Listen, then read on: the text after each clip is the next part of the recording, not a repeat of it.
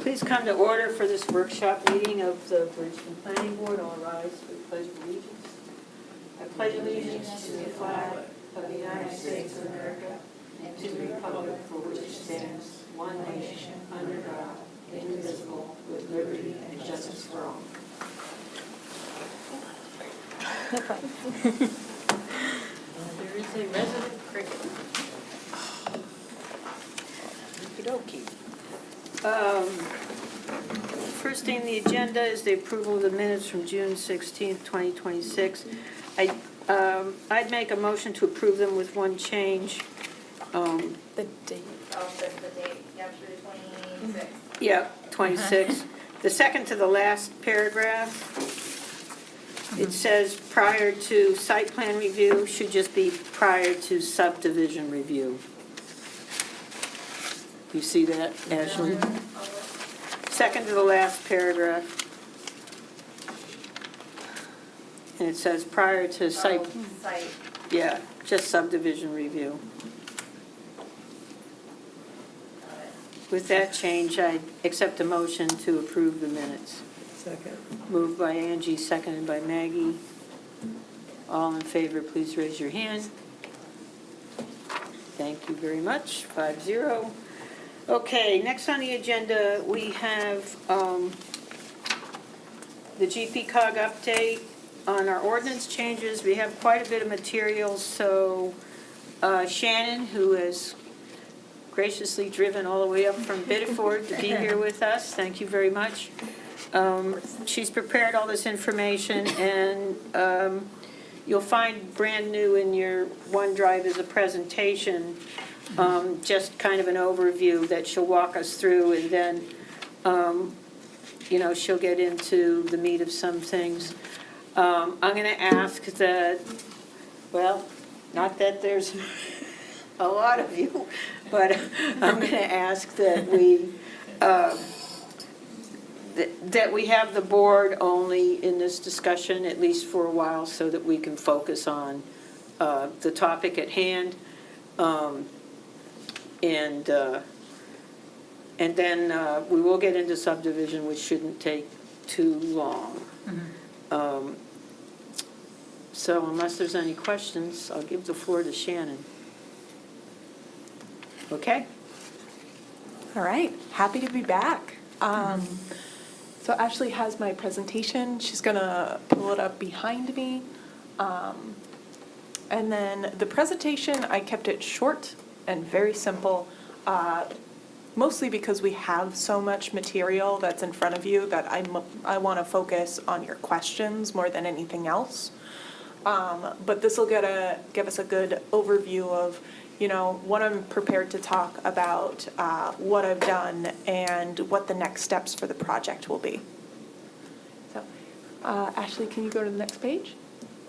Okay, so our agenda for tonight is we are going to briefly go over my compliance analysis of Bridgton's land use ordinance. So that is Appendix A. So it was kind of the jumping off point for all of this work. It's very long, probably about 9 pages, but it's intentionally thorough so that I made sure that we didn't miss anything that was required by state statute.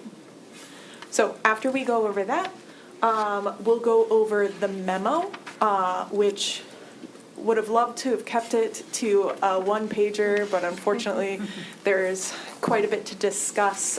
It's about 4 pages, and it discusses both actions that you are required to take to come into compliance with state law and actions that you might want to consider taking for various reasons. And we'll go through each one if that's what you guys would like to do, to discuss the merits of whether to act or whether not to.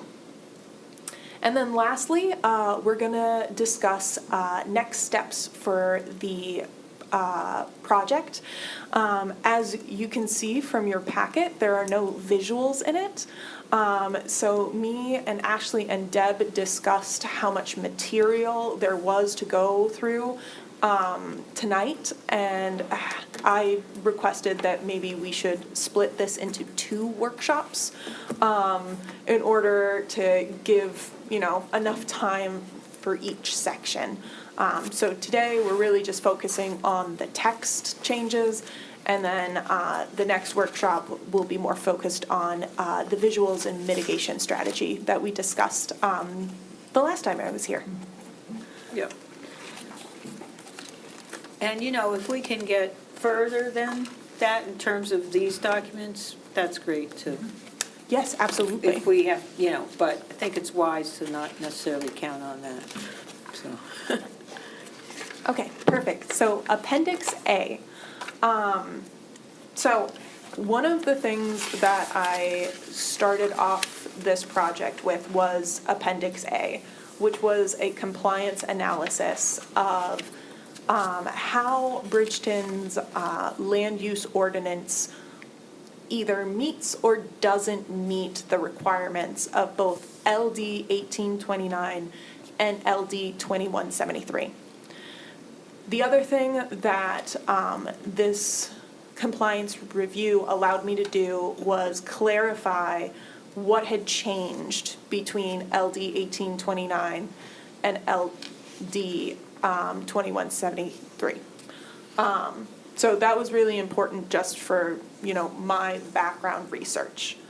As you go through the Appendix A, it's broken down into different sections about ADU requirements, about density changes, about childcare uses and how those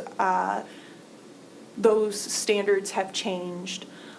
So they're broken down in that way, and there's a column that basically takes the statute and restates it in plain language, so it's more understandable. because not all of us have a lawyer's degree. I know I don't, and I'm happy for that.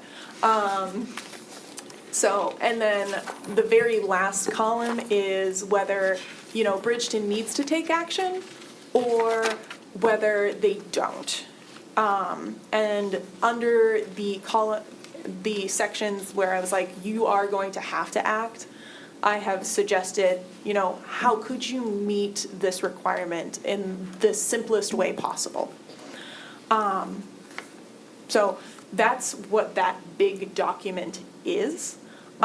Feel free to read through it at another time. I have basically taken all of the items that require action and I've put them directly in the memo.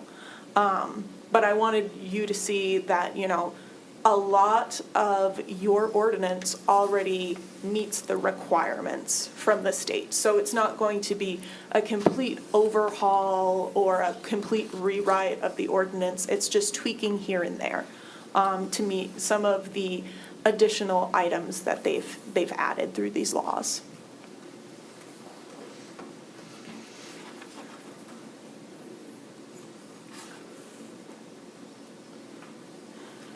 Okay, and so through my compliance analysis, I determined that there were really only 3 chapters that required updates under these laws. The first one being Chapter 3, mostly because of the schedule of uses, needing to add some to the schedule of uses, and then also the dimensional standards. So, but I'm sure you guys were very aware that those changes were coming. I also, as I was reviewing your ordinance, noticed that Chapter 5, Site Plan, needs a small edit. So the site plan section of your land use ordinance is where you discuss, like the density bonuses for affordable housing. Now, under LD 2173, there is a height density bonus. So it makes the most sense for that information to be with the residential density bonus. And then lastly, which I think is probably the easiest changes, is there are just some new definitions that the state has created. And at the end of the day, adding these definitions to your own ordinance just helps you, like, if there's any sort of question of like, what does this mean? Instead of a developer or a member of the public having to go to the state statute, they can just look at your Chapter 9. So it just makes it easier for people to understand what's expected of them.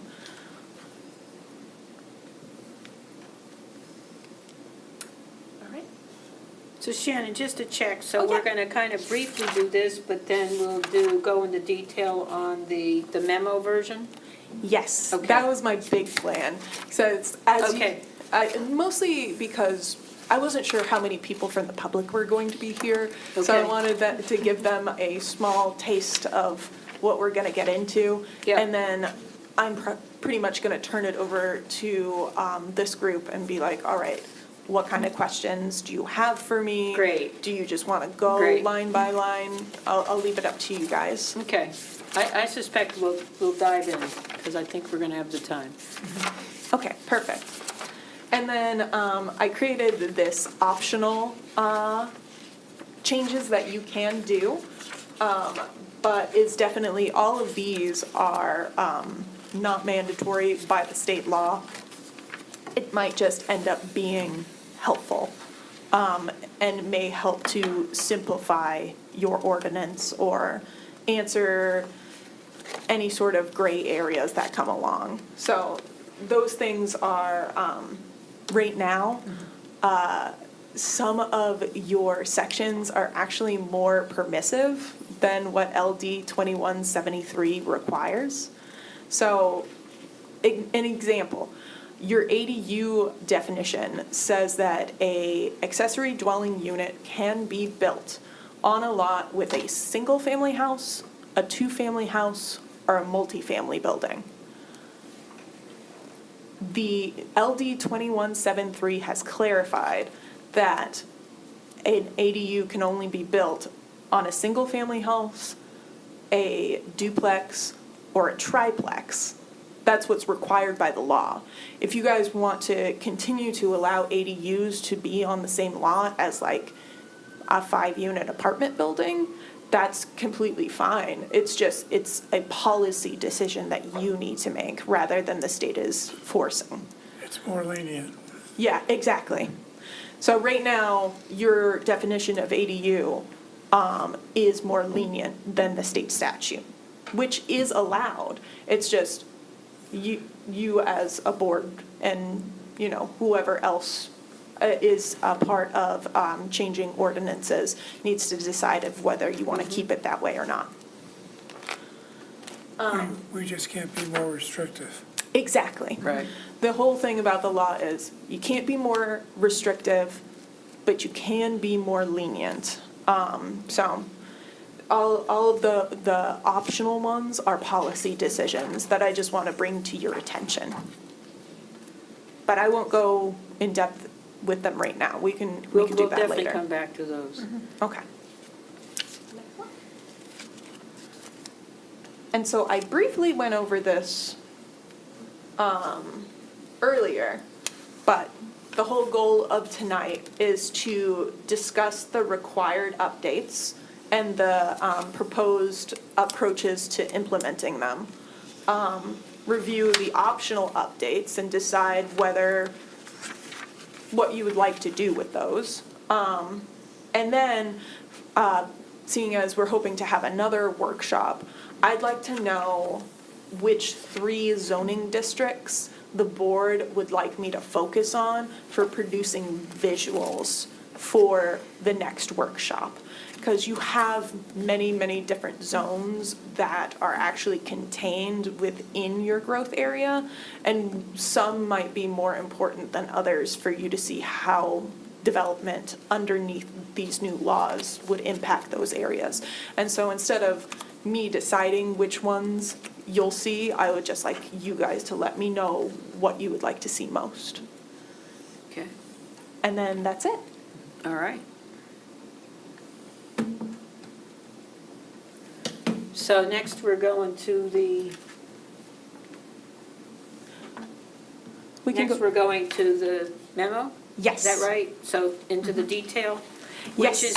Which is essentially the corollary to this compliance analysis is, these are the items that are required, correct? Yes. Okay. So the memo is broken up into a couple of different sections, the most important being the required actions and the potential actions.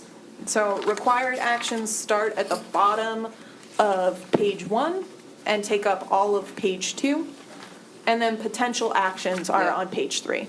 Okay, great. Page 4 is basically just for your information of like which references that I use to pull all of this information together. So it's like a mini bibliography. Everybody with us? Jump in if you have suggestions. Okay, go ahead, Jen. All right, do you want to go line by line through the required Yeah, I'd say go actions? line by line, yep. Okay, perfect. So I'm gonna scooch this down for a second. The first requirement is LD 2173 provides a definition for what is considered a public sewer system. There was a lot of people weren't sure, you know, if something had to be run by municipality, if it could be a special district. There was a lot of confusion on what they meant by a public sewer system under 1824. So they have now defined it.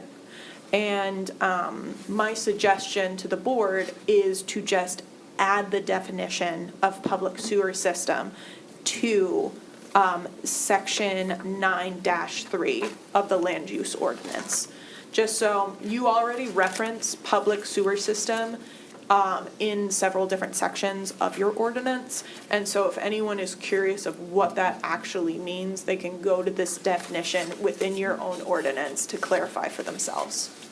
So I guess one decision we have right here is,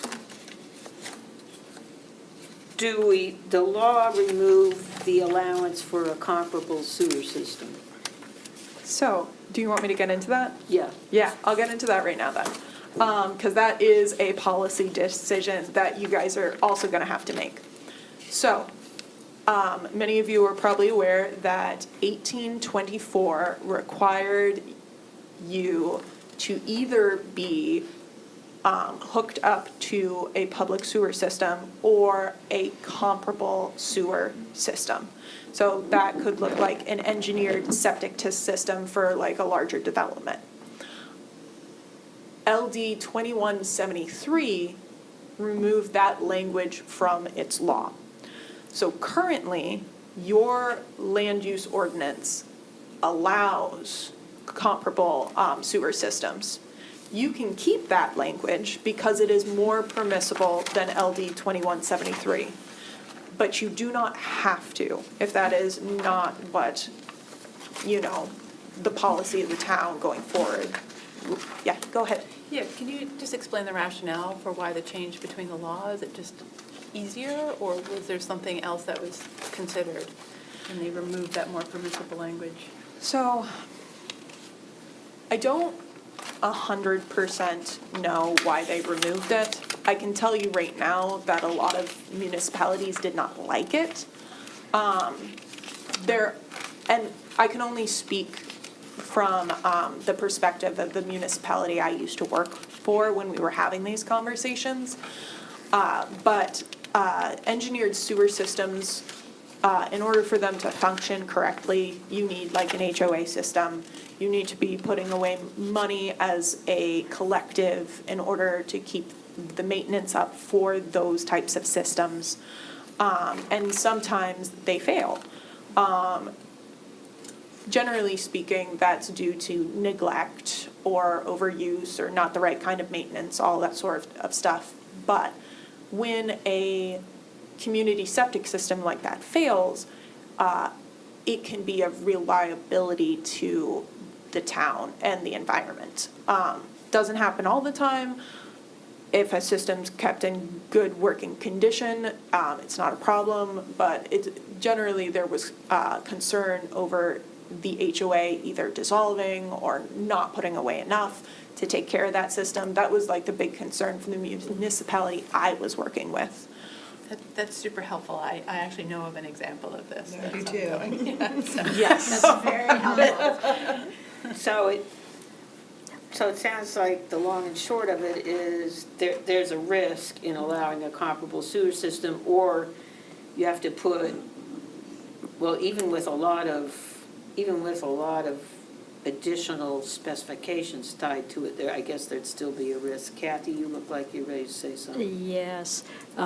Public sewer systems are required by law to meet what they call secondary treatment standards, and engineered systems of subsurface are not required to meet secondary treatment standards. They're basically a subsurface, which is not secondary treatment.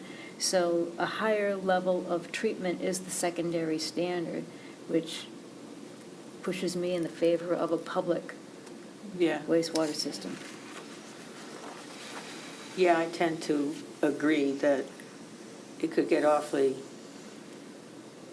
it just seems more straightforward to say public sewer system and leave it at that, especially with Bridgton has, I mean, it's not all over town, but it's pretty extensive, the sewer system in this town. It has a public sewer system. Yeah. I think because the sewer system needs more input, and therefore this would support that, and because the water quality of our water resources are so critical to the future Yeah. of this town, I'm in favor of Yeah. making it more restrictive. And do you have any thoughts? I have to agree with Maggie, actually. Yeah, I think the other place where this change might go, doesn't have to, but maybe should, is in the subdivision. You know, we call out central sewer and central water. I think we should just call out public sewer to go down to 5,000 square feet, which is required in the other districts anyway. And we found ways through cluster housing to allow engineered systems for, you know, to allow people to go down to lower lot sizes with engineered systems. But 5,000 is really low. So we don't have to do that now, but, I mean, we could keep subdivision separate, but you know, the issue in subdivision comes because it's usually sometimes in areas where there is no sewer. But we've basically said, you know, lot sizes can be reduced through cluster housing as long as they can meet the state specifications for septic. So, what are you thinking, Maggie? I see something rolling around in your head. I mean, I always want to incentivize denser development where public sewer and water is, and I think Okay. anything that does that is my preferred. Rolf, any additional thoughts? No, I'm good. You're good? So do we want to change it in both subdivision and in the districts? Go ahead. I didn't hear what Maggie tailed off on. You know, I heard you denser Yeah, and public we have sewer to- systems, that and end of then I the didn't table, hear the starting with I know. Rolf, the end of needs your to statement. It's funny, I speak could up. hear myself in the mic and it freaked me out. Just that I think there's another critical item in here that deals with like our subdivision is different than everything else. But I think maintaining the extra density bonus for like public sewer, so having that. Only, not allowing that. Because I guess the reason I'm asking that is I thought I read somewhere when I was reviewing this that, you know, because I wondered if there could be an exception around places that like aren't in the flood zone, Yeah. aren't in, because I thought I read that in the context of this and some of the application of the ordinances, because, I mean, I totally agree that density where there's public sewer is ideal, but I wouldn't want to limit if there are opportunities in other places. At least I'd want to consider it. I'd say let's, based on the consensus of the board, let's go forward adopting it, and then, you know, we're going to have public hearings on this, and if we run into, you know, something that we think needs to be changed, we can do it. Okay? There's a decision. Sounds good. Okay? So I've really focused in on the definitions at the very beginning of these actions because the definitions are the easiest, low-hanging fruit. Appreciate that. No problem. So the next thing that LD 2173 defines is common scheme of development. And so just for those who are unaware of what that would look like, so a landowner could potentially own 3 or 4 lots that are situated right beside each other. They could then decide, I would like to develop these 3 lots as a commercial area. So maybe I'll have a building that spans 2 lots and another building that is sharing the lot with half of the first building, and so they're just kind of putting buildings wherever they want on the 3 lots that they own, regardless of, you know, where those lot lines fall. This happens a lot in larger communities, and basically there are rules when you do that about having to develop those buildings, you know, to look and function like they are one cohesive site. So that's kind of what this is describing. Other common schemes of development are condo associations. So a lot of the time, you know, you've got one lot, and you're building multiple structures on that one lot. And so they're all under common ownership until they're sold off. Therefore, they are being built as a common scheme of development. And so certain design standards would apply to them. Currently, Bridgton doesn't actually use this language in their ordinance, but you can update your ordinance to include design standards for common schemes of development, or that could be part of your mitigation strategy, and it would just clarify what that is for developers and the public and the planning board. And right now, we have it for solar farms. So this would replace what that definition, but basically it's the same sort of application, just to more broadly, bottom line.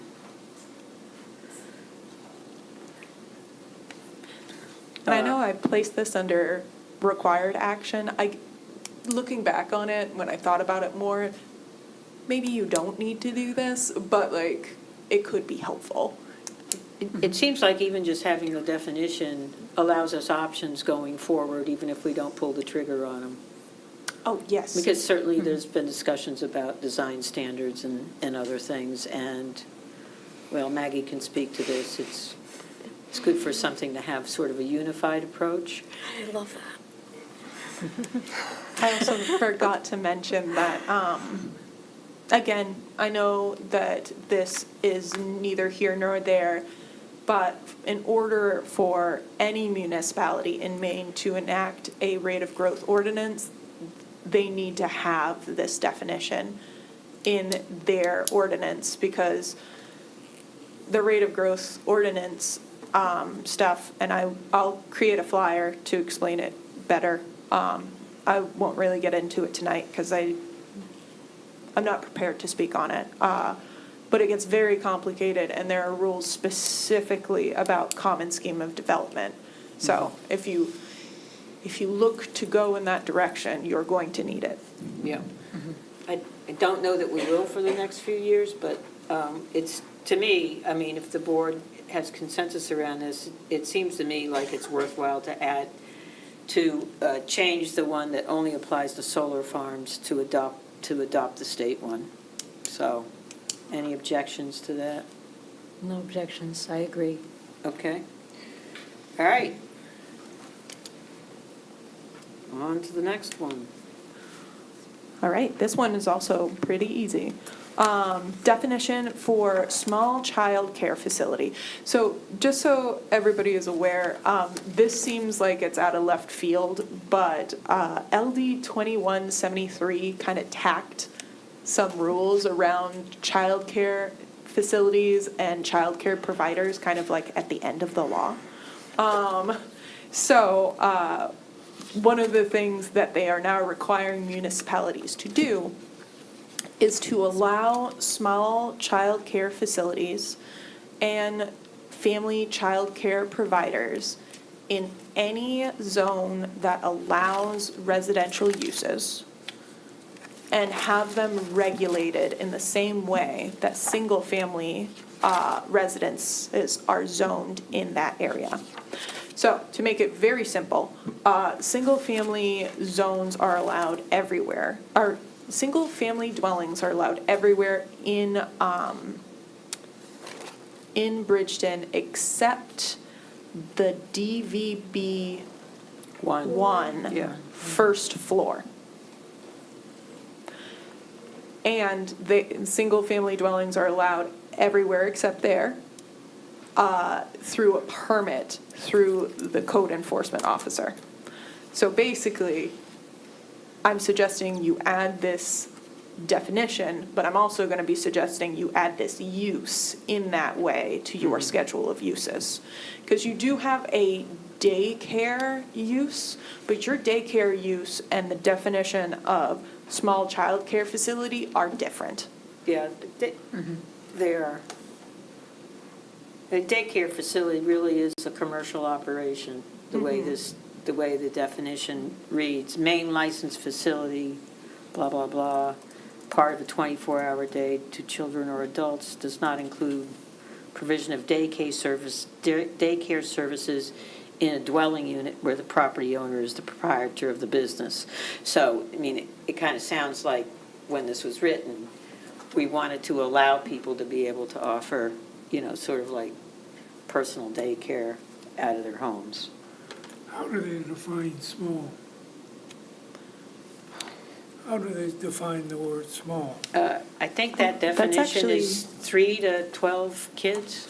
Is that what it is? Let me check Appendix A, because it'll be in there. I just gotta find it real quick. I think it was 3 to 12 kids. Yeah, I think it's less than 12, but it is on page 2 of Appendix A, and it says, "Small child care facility means a house or other place, not the residence of the operator, in which a person or combinations of persons maintains or otherwise carries out a regular program for consideration for any part of the day, providing care and protection for 3 to 12 children under the age of 13. Whereas it's like I have 2 children, which I don't, but I have 2 children and they're not ready for first grade yet, and I have a neighbor who offers childcare out of her home. And maybe there's 4 children. I mean, I know of multiple situations like this, and this would allow this in every district. And it would be authorized by the code enforcement officer. Exactly. And we have to allow it. We can't not allow it. Whereas with the daycare facility, it does restrict a daycare facility from certain districts. So, does it make sense to keep daycare facility and we have to add we have to add the other one, there's not a choice. But do we want to keep daycare facility the way it is and just add the other? That's what I would suggest. Yeah. Sounds like a yes. Okay.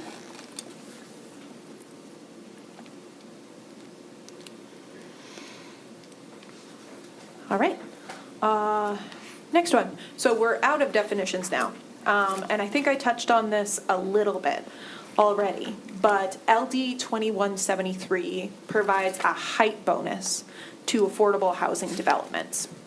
So this was also in LD 1829, but it was way more permissive. Like, they kind of reined it in a little bit through LD 2173. So the height bonus can only happen for affordable housing districts that are in a growth area and attached to both public water and sewer.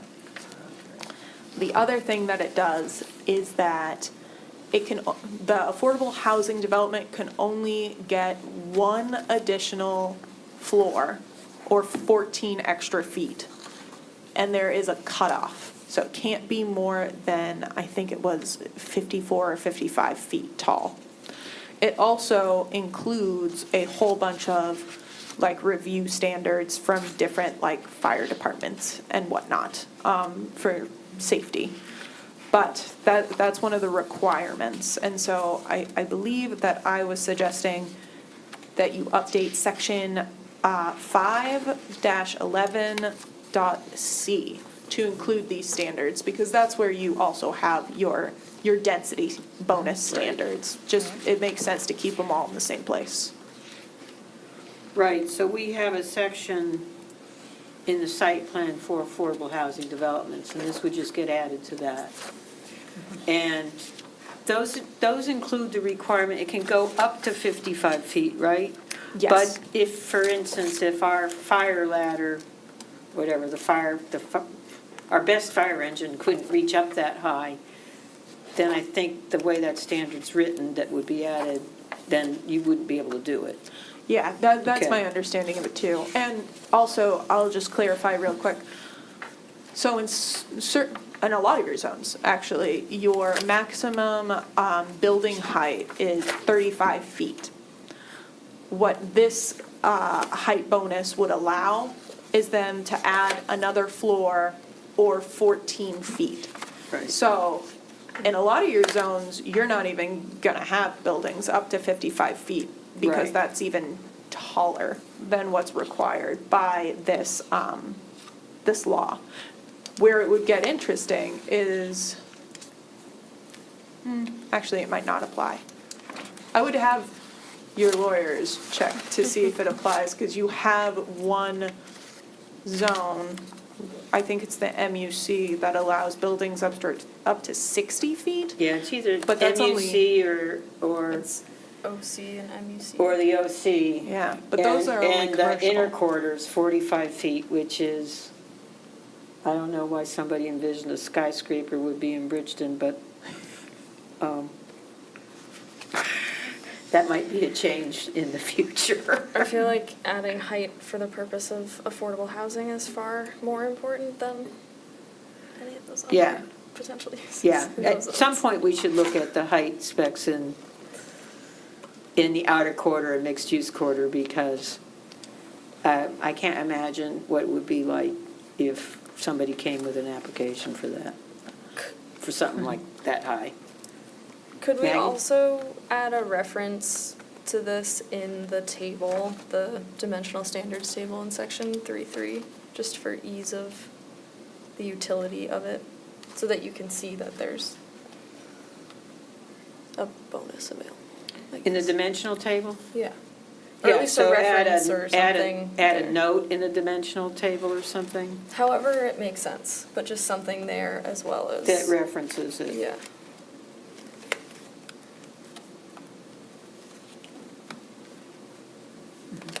But I think it makes sense for its permanent home to be in the Okay. affordability.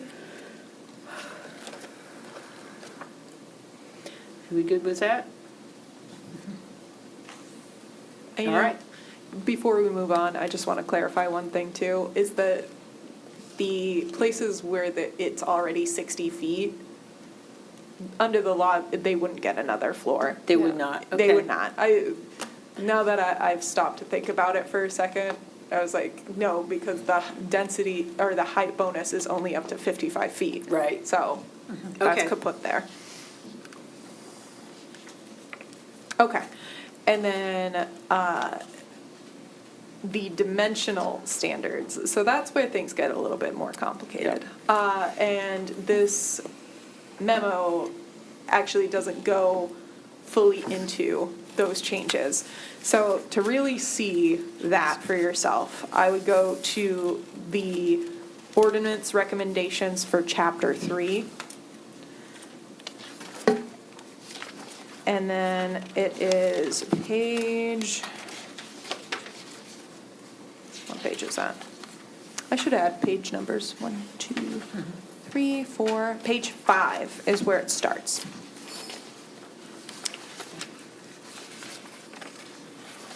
You can look at this and Appendix B at the same time, because Appendix B, what I ended up doing with Appendix B is, I know a couple months ago, you guys had a presentation on how LD 1829 was going to impact the minimum lot sizes in all the different districts.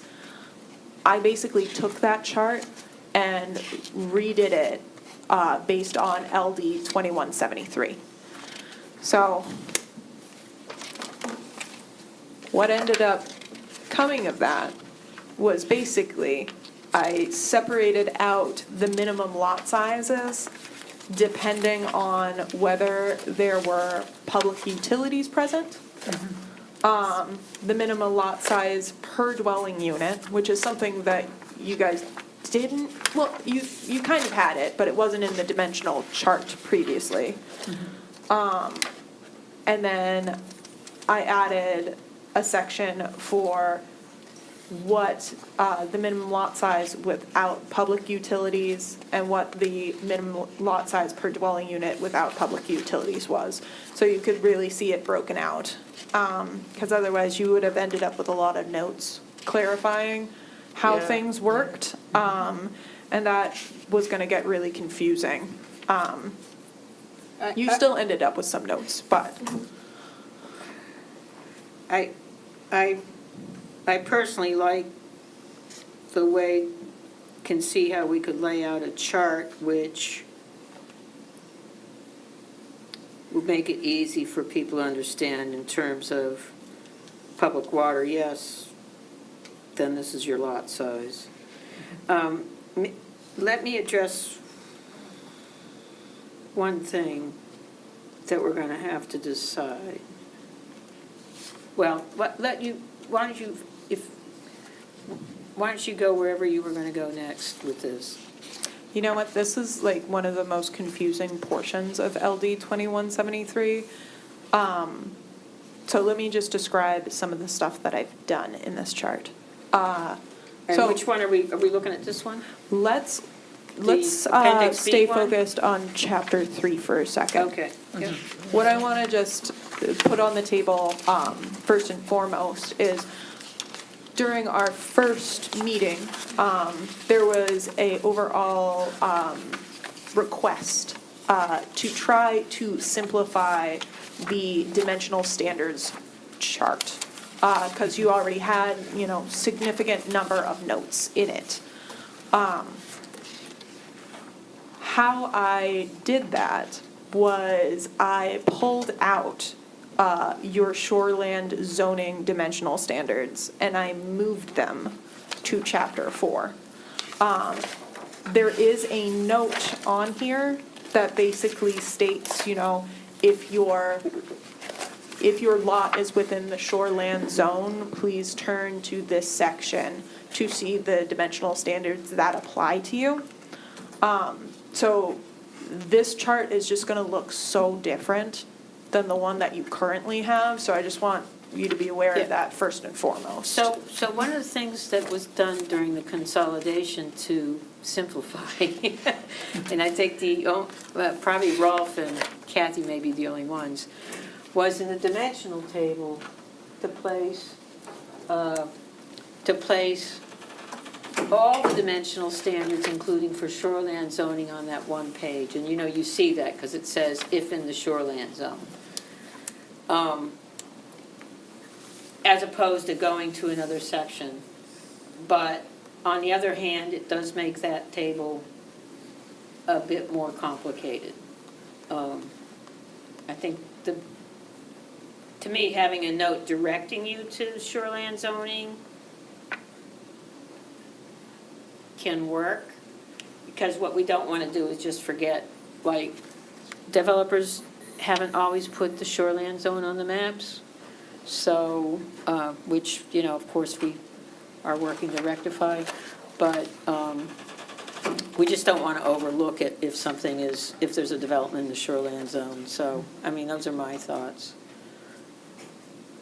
Who else has any thoughts about that?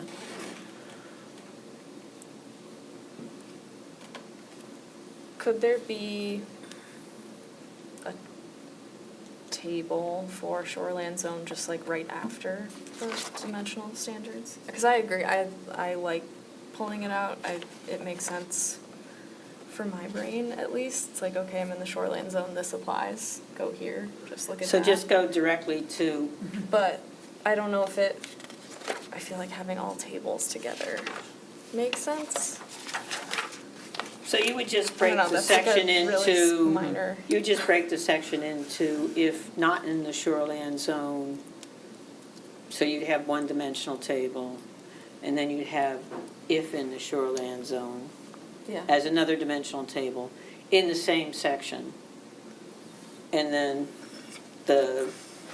in the shoreland zoning section, it would include the uses and that sort of thing. It almost begs the case of should the shoreland zoning, should the use chart, I don't want to get things too complicated, but should the use chart for shoreland zoning also be in the use section, but, Or there's just a whole separate chapter for shoreline zone. Like Yeah. if in shoreline zone, go here and everything is there. yeah. I guess. And that's how what Shannon's suggesting. Okay, great. I'm trying to mimic the setup of Chapter 3 so that, you know, if Yeah. you're familiar with Chapter 3 and then you go to Chapter 4, it looks almost exactly the same. Okay, yeah. Perfect. Sounds great. Any additional thoughts? Rolf? I'm just thinking the two charts will make people think about it more.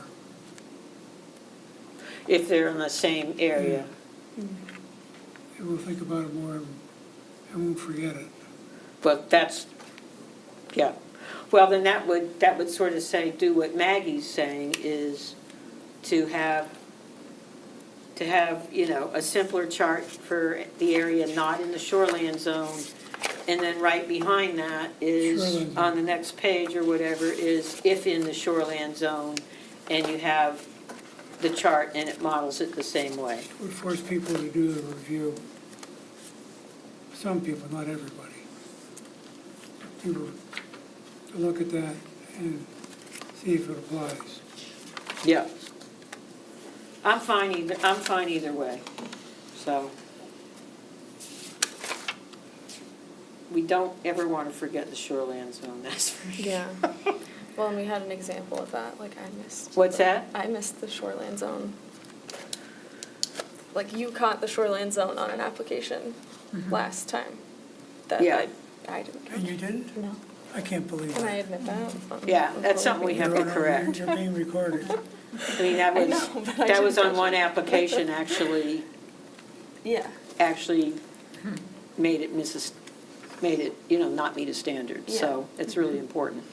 So I think what we wanted, okay, so I think I'm hearing consensus of pull it out of the chart it's in now, make a shoreland zoning chart, but keep it in the same section behind it. So, I can do that. I might have to just bring forward some information from Chapter 4. Like, I'd keep it in Chapter 4, but if you guys look at the chart that I created, sorry, I have so many pieces of paper I've given you, but it's the one that says Chapter 4, Shoreland Zoning. yep, You could look at the chart, and part of the chart is that I've listed out the zones in shoreland zone. yes, So I might just also recommend that you add these zones to, there's a section before the dimensional standards that clarifies the regular zoning districts. I might suggest you add the shoreland zoning districts to that section, just so people know what this means. okay, yep, I got it. Okay. And it could be, right. It could even just be, you know, an introduction on the table too, right? Yeah, absolutely. Okay.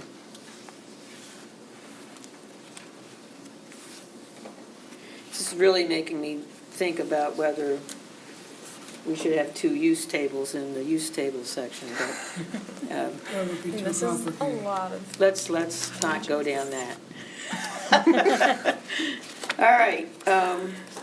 All right, so are we all good with that? We all know what it is? Okay, thank you. On to the next item. Okay. Oh, well, the next item within those lot size things, yeah, Yes. or Yes. whatever. So, some of the other things that you will notice about this chart, other than I pulled out the shoreland zoning standards, is that I did my best to reduce some of the notes, or just clean up some of the language of the notes to make it a little Yeah. bit easier to understand. So one of the things that I suggested, which you don't have to do, is that in order to get some of the notes that were dimensional standards that specifically applied to uses, like salvage yards, water extraction, solar energy facilities, in order to, I didn't get rid of them, I moved them to a different section. I created a new section that basically discusses dimensional standards for specific uses. So if you're on page 5, turn to page 7, and you will see red lines for a section called K. And that's where I moved those notes. So that also helped me simplify the table. Again, you don't have to do that. I just, you know, you guys were like, this table's a little unwieldy. What are your suggestions for making it a little bit easier to use? This was one of them. And those kind of specific dimensional standards for specific uses, those could get way bigger if you want them. Like, I know people who have entire performance standard sections for different uses. Not gonna suggest that right now. That is like a much bigger zoning overhaul type thing. But this is kind of like a mini version of that. Yeah, this allows it, so personally, I like it this way, because it's all in one spot. And footnotes have killed me in the past in one item, where I think on the Mountain Road development, at the very last minute, we had to change things when we were at the final stages, because I didn't notice a footnote. And Thoughts? Go, I just Kathy? had one quick question. On the table 3-3, C2, you've got a minimum lot size per dwelling unit without public utilities under DVB1, and I don't think we actually have any dwelling units in DVB1 that. You're not the only one who called that out. But there is a method to the madness. But it's a policy question. So, one of the things that LD 2173 lets you do when it comes to dimensional standards is so in a growth area where there is public sewer and water, the minimum lot size that we are now allowed to have is 5,000 square feet. The minimum lot size per dwelling unit in areas like that is 1,250 square feet. So basically what that means is if you have a 5,000 square foot lot, you are allowed to build a 4-unit apartment on it under this new law. But when it comes to that 5th unit, the town is now allowed to choose how much extra square footage you need in a lot to allow for that 5th unit. So the way that I wrote it is that if you look at note 13 and note 14 on page 5, note 13 is written as minimum lot size per dwelling unit shall be 1,250 square feet for the first 4 dwelling units. Additional units must meet the zoning district's requirement for minimum lot size without public utilities. That is a policy question. You don't have to do that. It was just kind of one of those things that, like, it's how in some of the zones I got you back to your original, like, lot size. You're right. But for DVB1, your original lot size is 2,500 square feet. Right. So if you want me to put NA there, I would have to change that note a little bit to be like, except in the DVN1 where additional units will be required to have 250 square feet passed. I would leave DVB1 at the Yeah. 2,500, for future units like it is now. But for these others, where there's, very significant changes,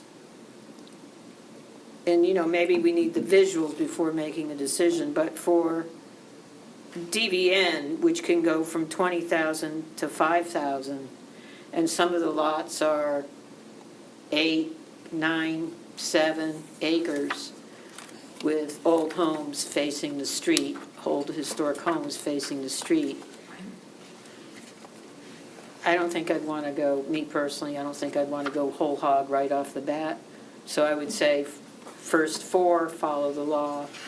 After that, it's whatever the district lot size is. Yep. So that's my feeling. I don't know if everybody agrees Yep. with me. Okay, I can see where the logic comes in. Yeah. We got one agreement. You got one agreement down there. It does add a note, but it also, you know, the way I look at it, you can always make it less restrictive, but it might be best to see what happens when the new, you know, for a few years, what happens with the new law. And just do the minimum that we need to do. Don't worry, they'll change it in a year or two. You can always, it's usually easier to go less restrictive than more restrictive. This has me thinking like a lawyer, which I am not, but Why not? because it's not for me. But this table says public utilities and others reference public water and sewer, and I don't know, I feel like those should match up. Speak up. I just, this table says public utilities and others say public water and sewer specifically. Oh, okay. So just making, So so going with public water and sewer. Correct. And having the definition match Right. what we have. right, Because that makes our sense. water system is privately owned, but Yeah, for the public. that And that's, makes sense to me. Yes, I'm glad you brought that up, Becky. Any other thoughts?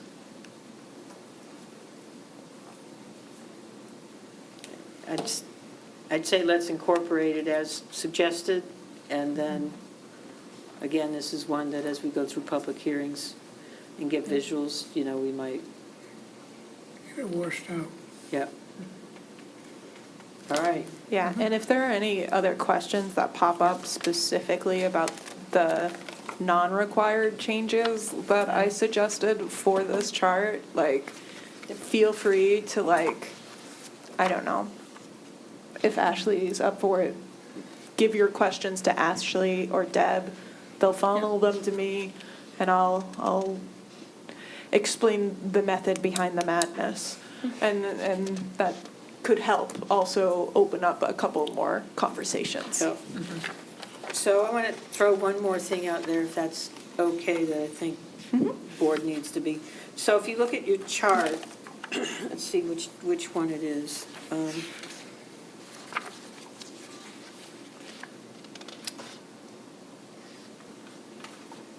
All right, I'll describe it, and, yeah, it's the chart on Appendix B. Okay. So, as it stands today, in our current ordinance, and we have 3 growth areas, well, 4, but DVB 1 and 2, DVN, and inner quarter IC. So on this chart, what it's got that RN and MUC are partially in a growth area. They are not today. The 2025 comp plan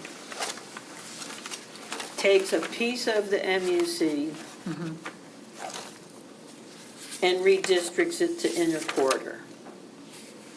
So when the comp plan is implemented, well, it's been approved by the voters, but when it's translated into regulations, then there's lots that have been designated, that 117 area is designated to change over to inner quarter. And at that time, all those lots would be growth in the growth area, by definition, because the new comp plan still has inner quarter. And it's the same situation with rural neighborhood, which a portion of rural neighborhood close to town was carved away a few lots in the comp plan to become downtown village neighborhood. So, again, downtown village neighborhood is a growth area.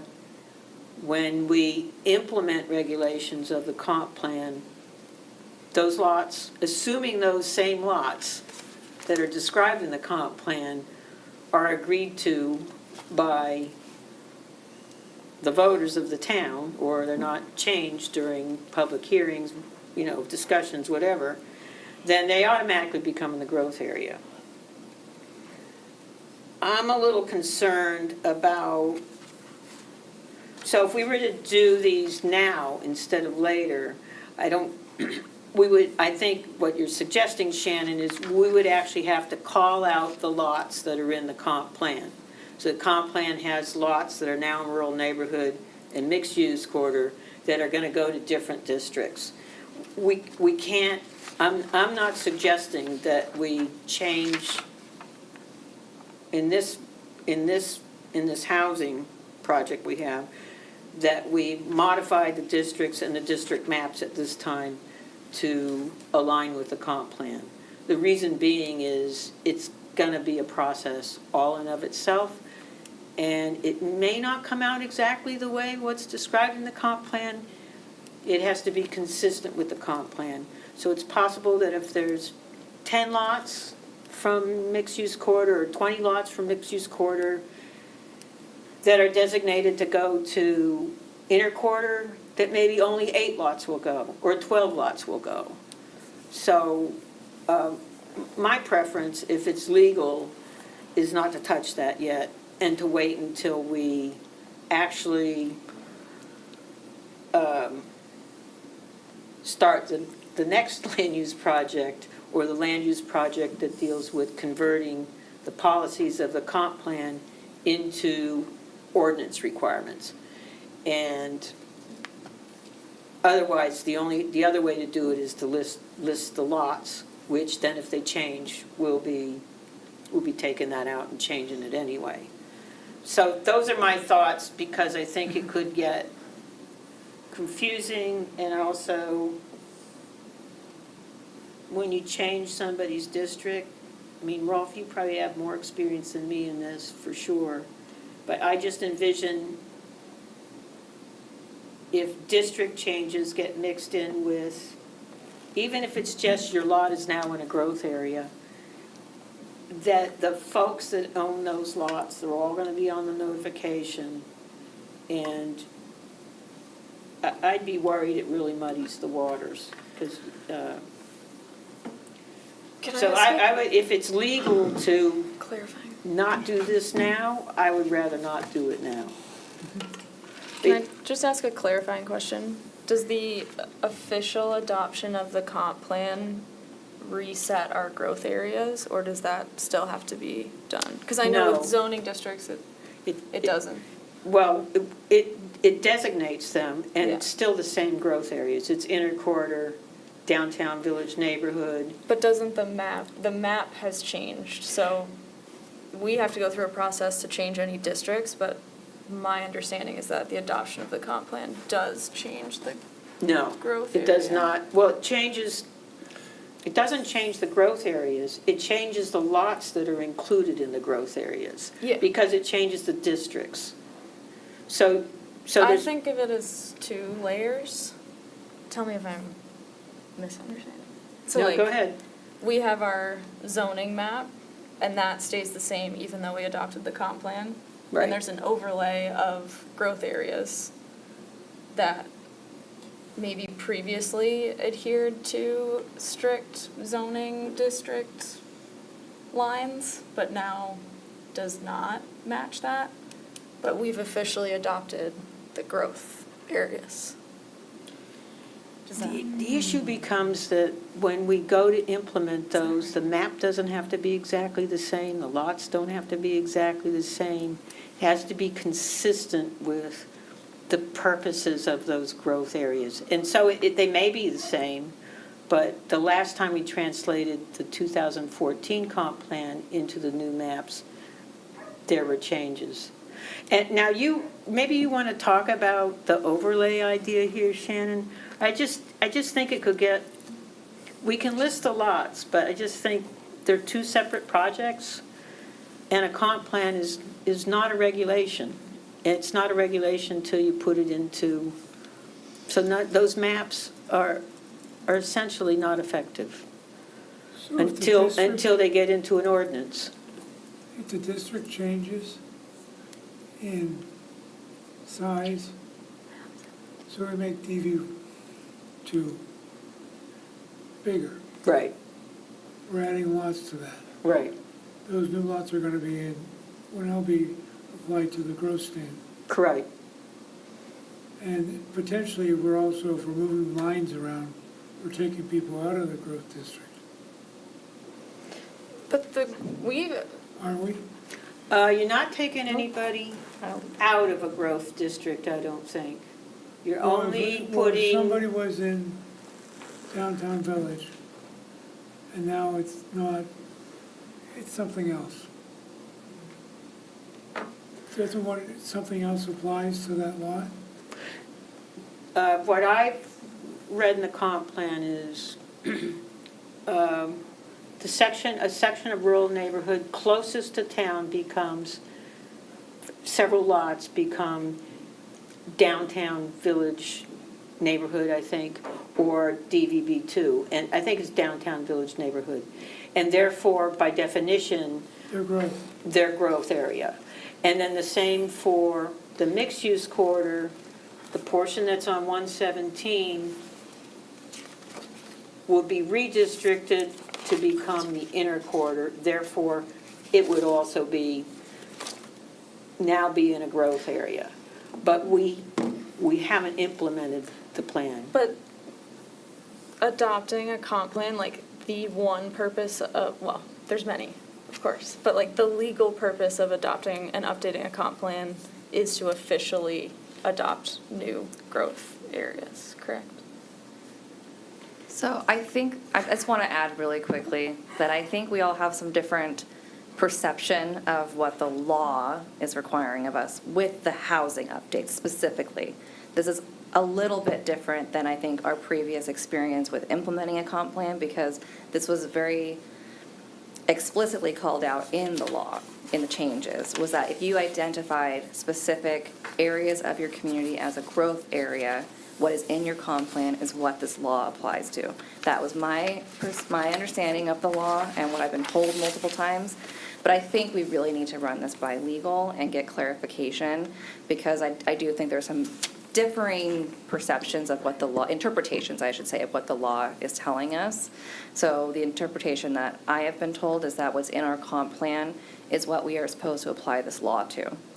It doesn't matter if we've applied it legally by our ordinance changes. It matters when our comp plan passed. That's really what matters. Our comp plan passed by the voters, so that is So what the applies. state is going to refer to our growth areas as. Right. So Yeah. that's what we have to look I at. think we need to go to legal, because when I Yeah. think about it, I say, the comp plan says the growth areas are inner corridor, DVN, and DVB 1 and 2, which we already are consistent with in the ordinance. So it's a question of these specific lots, which need an ordinance change and a vote by the people of the town to actually be put into the growth areas. So they can't just automatically be put in there without the town voting on it. The growth area is determined by the line on the map, not the district. That's another legal question. I've always been told that the text rules over the map. So But the vote to change the district is a town vote. it's a town vote. So that's my concern, is enacting something that's a town vote to implement the comp plan. So we have questions? Yes. Yeah. Go ahead. I would definitely agree with Ashley, because I'll throw it out.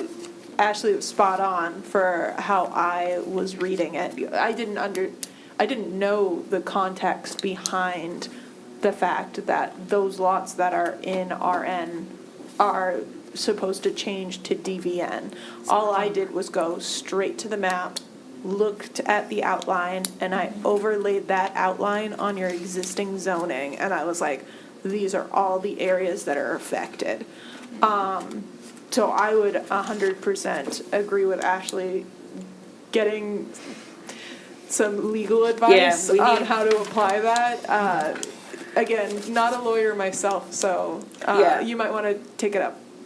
So is everybody agreeable to going to legal to figure out what we have to do and what we don't have to do? My big concern is, Unless other communities have already done this and we don't have to go to, you know what I mean? I don't know. I Well, mean, if there's already a, the comp plan is approved, it's a policy document. It's not an ordinance, it's not regulations. That's my concern. I'm not saying I want to change those, but if we're going to do it, I think we would just,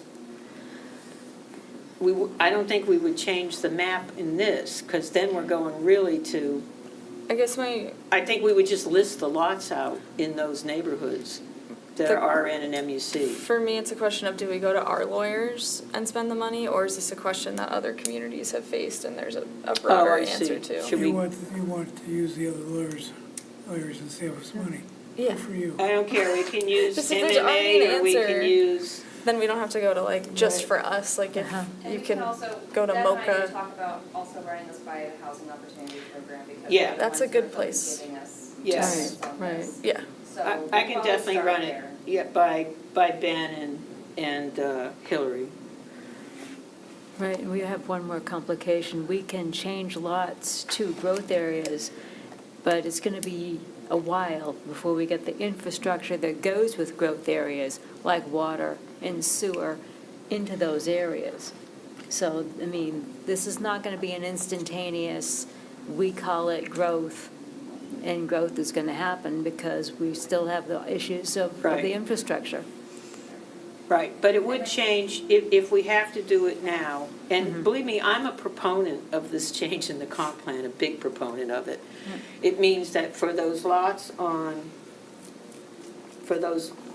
it means that lots that now require 80,000 square feet,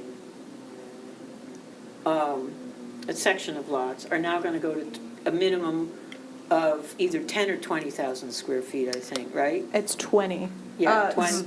So if you look at. So that's a very, very big change. Yes. Anyway, 20,000, okay. Yes. Because they don't have public utilities, essentially, yeah. Exactly, and that's captured in note 11. But Okay. note 11 might not be necessary depending on what you find out from MOCA, so. If we do have to do it, I would be a proponent of just listing the lots, because we don't know what's going to happen when we go to implement the comp plan. And then we would still be compliant, I think. Anyway, all right. Which attorney are we going to, just so we know? Our attorney, which is going to look at this in the long run anyway, or the MMA attorney, or? I think we don't go to an attorney yet.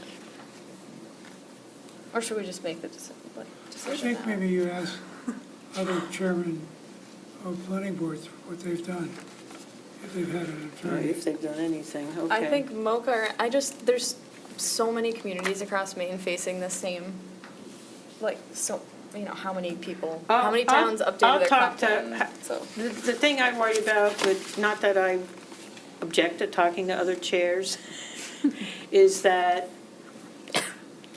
they're probably I don't have a problem with it, but just because they're doing something also doesn't mean it's legal. So that's not to knock other towns, I'm just saying, I'm sure they're having a lot of discussion and confusion. I would go to Housing Opportunity Program, because I think those people are the people that are going to have to look at our ordinance at the end and make the decision whether,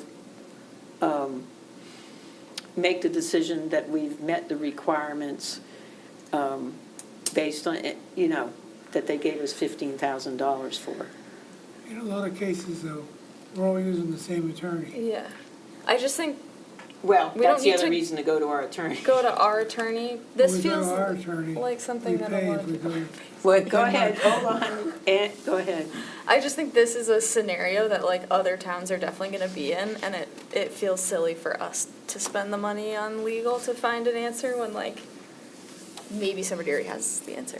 Like whether a GP-cog community or somebody at MoCA has faced this, or, and then if not, maybe we come to that, but it could be something maybe MoCA could, right, like. Yeah, I would go to the Housing Opportunity Program first, because if they say yay or nay, I feel pretty confident that They're right. Yeah. they're right. They're the ones writing the rules we have to follow right now.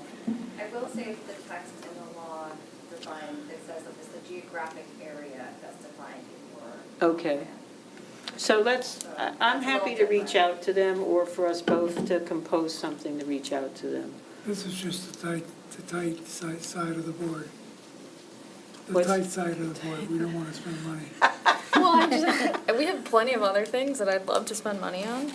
No, Just I'm not cool this with it. question. I mean, If- the Housing Opportunity Program these are the guys basically telling us what we have to do, so. And I'm If not that's a- what we I'm have to not a do, lawyer. that's what we have to do. All right, glad we got that one out of the way. Probably the most fun one we'll talk about tonight. Yep. So why don't we keep rolling here? All right, we got 3 more required. So, LD 2173 prevents municipalities from requiring planning board approval for accessory dwelling units or solely because the project will establish 4 or fewer dwelling units within a single structure on a lot.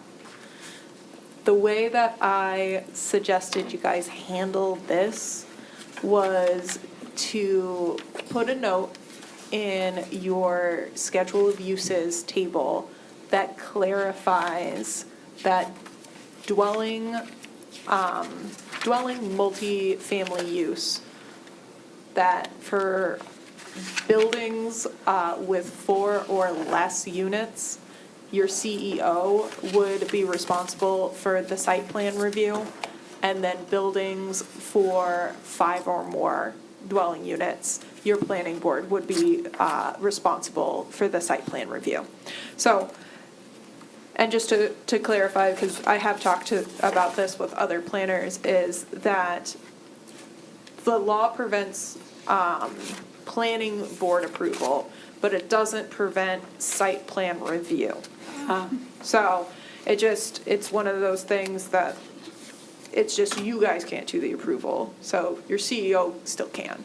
And that would be for For, up to 4 units in a? Right. yes. In a single building. And I believe your accessory dwelling units already don't require site plan. I think they're just. They're just permit. They're yeah. just permit through the CEO, so you're already in compliance with that. So it's mostly just dwelling multifamily that had to have a note added to it. Yeah, so that it would apply to, say, a 4 apartment building, which could be in the middle of downtown, it could be in DBN. So it would be approved through site plan by the CEO, as opposed to just a dwelling permit. And that makes sense to me, because there's considerations of parking and safety and all that other good stuff. Would this need to change our definition of multifamily, dwelling multifamily? Or just a note to clarify? Because our definition I is. think you 3 or did more. change the Did we definition already do to, Didn't change the multifamily definition. Could you remind me of what it is? So ours is a building consisting of 3 or more attached dwelling units. No, you wouldn't have to change that. yeah. Because it still is 3 or more dwelling units. It's You're just just the giving review. Okay, power right. for triplexes and Right. quadplexes to your CEO. Okay, great. Great question, though. I was about to say, your ordinance is very hefty, so like, there are chances that, you know, there are portions that I didn't realize would also need to change, so. Yeah.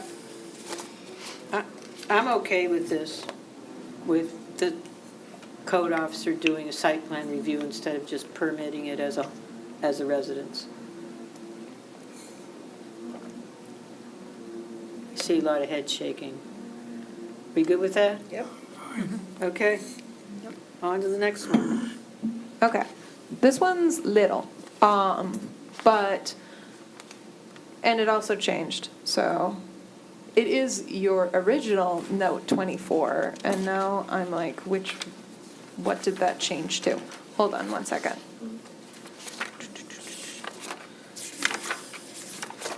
I think it's note 24 in section 33B, It not is- 33C.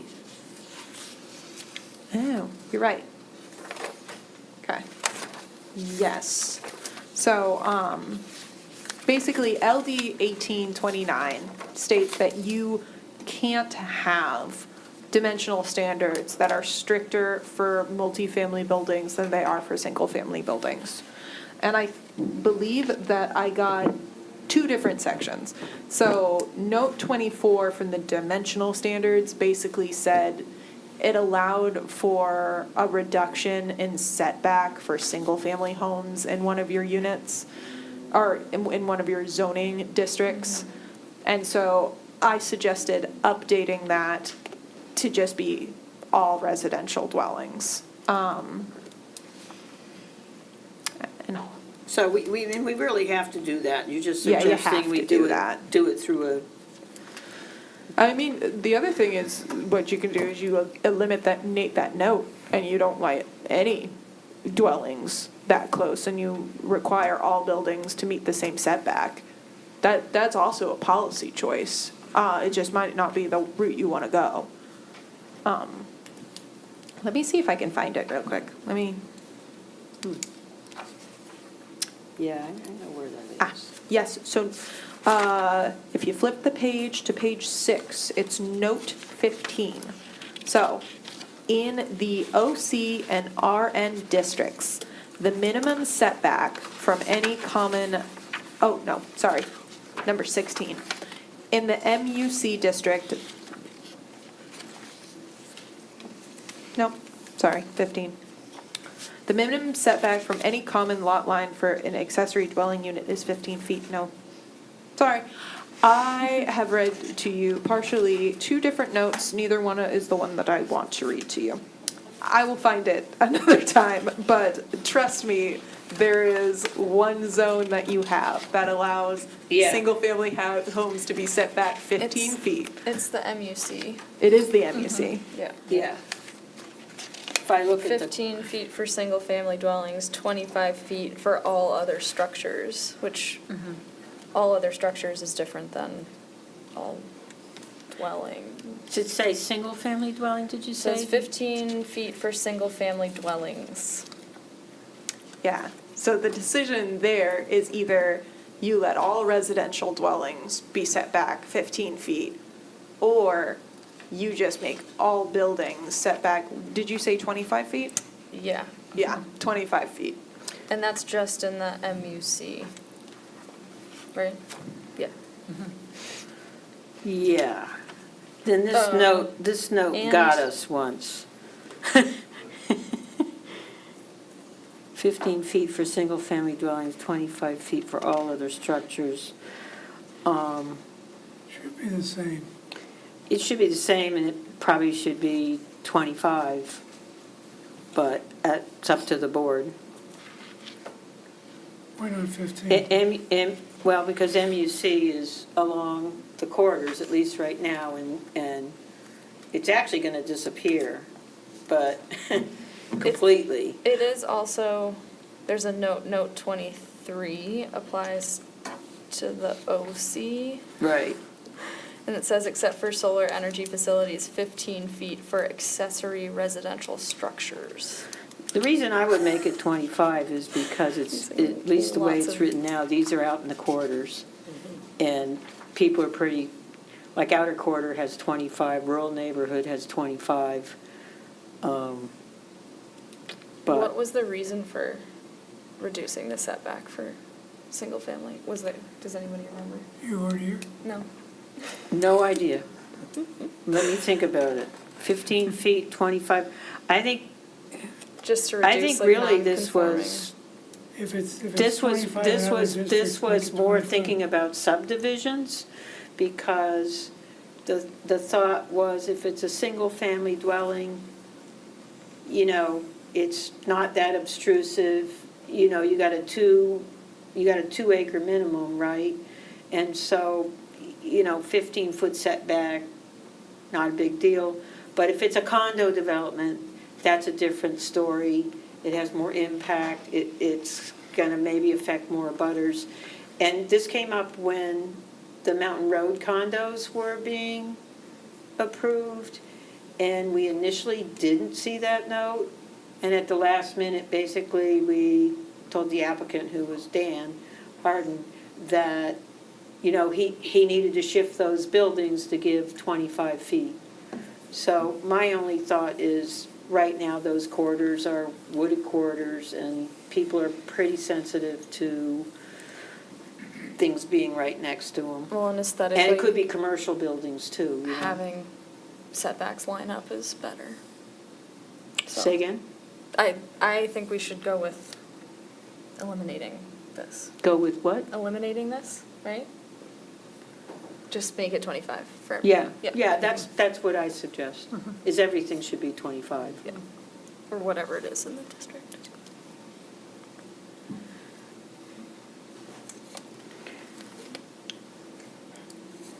Eliminates a note too. It does, makes it simpler. Simple is good. Okay. Oh, and then, yeah, this was a two-parter. Section 3-3.c. That is where, basically, previously, you guys were mandating your minimum square feet per dwelling unit. And basically, what it said was, if you're building multiple units on a single lot, then you need to have double the minimum lot size, but also double the minimum frontage and double all of the other dimensional standards. And this is another thing you might want to run by legal, but I don't think that that's going to be allowed under LD 2173. Where is that? Section 3-3.c. So that is, yes, rules for determining conformance with Yep. dimensional standards. And basically, so C2, I just took out all reference to dwelling units.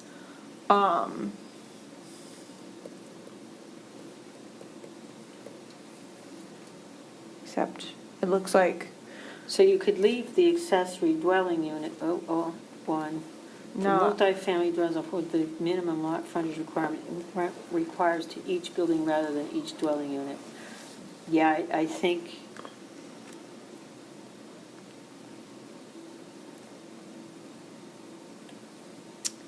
well, we probably do need to ask, but I tend to agree with you. What you can't do is say that there's different rules for a single-family home versus, say, a duplex. What you can do is say you need to have, I think, correct me if I'm wrong, a minimum amount of lot area or lot size per structure on the lot. you can do that, and one of the suggestions for the dimensional standards chart, you'll see it, how I split up, like, minimum lot size with public utilities, and then right underneath it, it's minimum lot size per dwelling unit. So basically what that means is, like, to have a lot, you need to have at least 20,000 square feet. To have 2 units on one lot, you need to have 40. Right. Exactly. And so that's easy when it comes to lots without public utilities.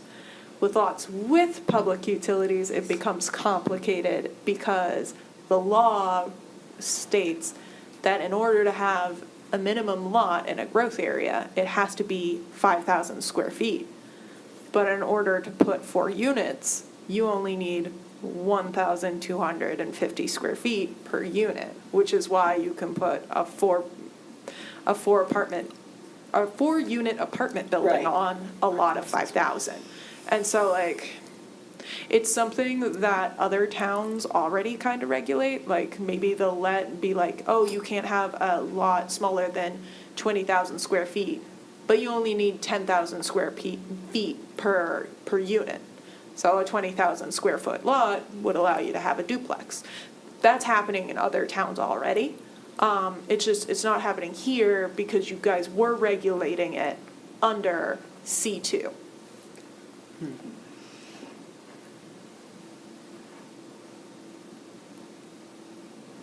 I mean, I think the only thing, we want to follow the law. I think the only thing for me is the consideration is, you know, there's some limit to how many structures can be on a lot, basically. So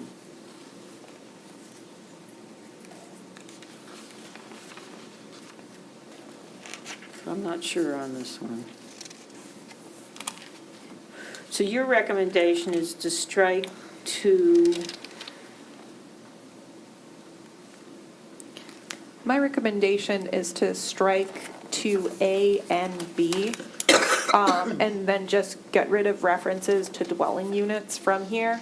So it would read more of, if more than one principal governmental, institutional, commercial, or industrial structure or use is constructed or established on a single parcel, all dimensional standards apply to each principal structure or use. yeah, got it. That works for me. That seems to say it has to do with the structure and not with dwelling unit versus commercial versus multifamily. Again, once this gets changed, we're going to have hearings anyway. We okay with that?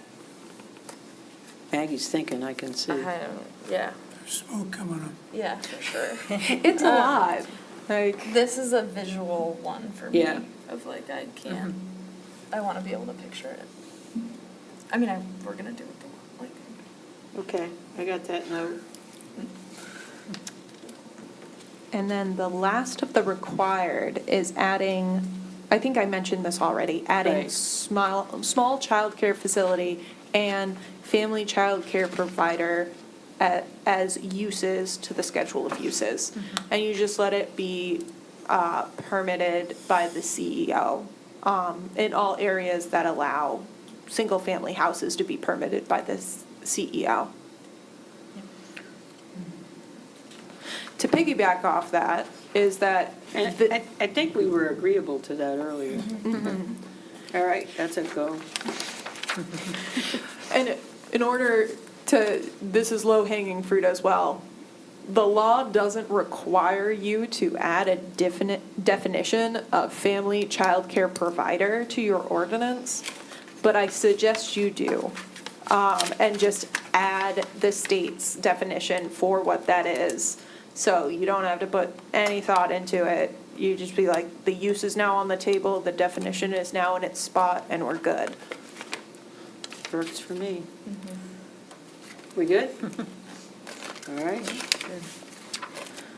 Okay, and now, I feel like we've talked about some of these things, so just give me one moment to refresh my mind. I don't think we've talked about this, you mentioned it, but excluding lots, consider excluding lots in special flood hazard areas from state statute requirements. Yes, so that's something that the board might also want to review on its own, that there are limits to LD 2173, which is good. There weren't limits to 1829, so there have been some bumpers added, which is overall an improvement. So municipalities are allowed to exempt lots or portions of lots that are within special environmentally sensitive areas. Two of these areas are not going to apply to Bridgton because you're not a coastal community, but those two are coastal barriers or coastal sand dune systems. But Bridgton may have special flood hazard areas. We And do. you may wish to exempt lots or portions of lots from these requirements. I didn't look fully into how you would do that, just because it is a policy decision. But if that's something that you guys want to pursue, it's a door that's open to you. Kathy? Well, it's a question we always ask on the applications, are these in the floodplain? So Right. we at least have the map that's associated with every lot that comes before us. So it should be a relatively straightforward thing. Yeah, I was wondering if it could just be done with a note, but that might get complicated. I don't know. How would you implement that? Would there just be a note that says if it's in a special flood hazard zone, then Doesn't have X, different, Y, Z doesn't apply? doesn't have different building requirements and There's different requirements for the foundation needing to be up a gotta be certain up amount. and- But I guess the thought here is if you're the thought behind this must be that you don't really want to crowd density into a flood area. That's exactly what it is. You don't want to put more people at risk than is necessary or is smart. How often does the town update the flood hazard maps? Brenda has the updated maps in her, Is there a regular periodicity that they get updated? boy, that's a good question for her. I think every few years. The latest one is, I can't remember, but. Is it up to the municipality or is it a state? No, it's up to FEMA. Yeah, okay. So the So just it's a FEMA does them reference to every, FEMA I maps. think like every 5 years or something. Maybe what we could do here is just do a little bit of research to find out where these are. Like our downtown. Well, Yes. we do, I mean, Which does flood. one reason that lot that's for Music on Main became Yeah. Music on Main, the original small lot, was because it was impossible to build there because it's in the flood zone. And Flood the hazard, yeah. structural requirements were enormous, so. And it's um, flooded since. Can we maybe, It has I know flooded Brenda's gonna be in the gone last, next like, week, but 3 years. maybe the thing to do is just Pizza there. evaluate based on the maps, like, is there a really significant area that, and I guess then the question is, how do we exempt these? Is it through a note? Is it through, When the growth areas were identified, did the flood hazard maps come into play? no. Is it too late No. to revise the growth areas? I'm just. No, what came into play is, you want a vibrant downtown and the area Right. around it to be walkable, and But- you want to, It's a pretty significant economic risk if you're like directing development, high growth Yeah. density development. I think we need to do some research, starting with, do people agree, or what do you think? Yeah. You should just Google them. I'm looking at it right now, main flood hazard map. Say again? The main flood hazard map, I assume the state has updated FEMA data.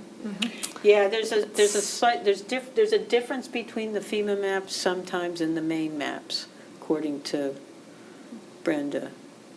We're in a flood zone. Shouldn't right it here. just all be the same information? Maine doesn't update them as much as FEMA, But I like, don't isn't think. it just, okay. But we can put Brenda, I think we can get Make Brenda it make on the sense. case on this and just find out where are areas that we really wouldn't want high-density construction. Well, and I guess my question is if that's a significant proportion of what we've identified as the growth zone, should that be revised? Because we do want growth.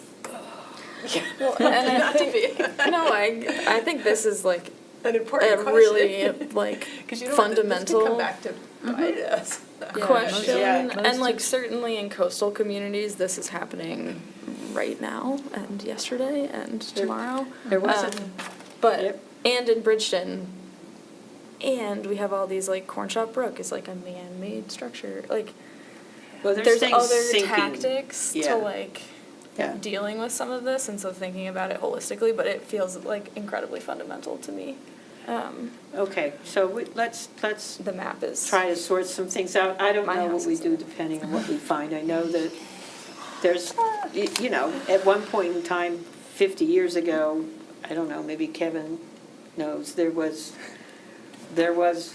all of Main Street was underwater.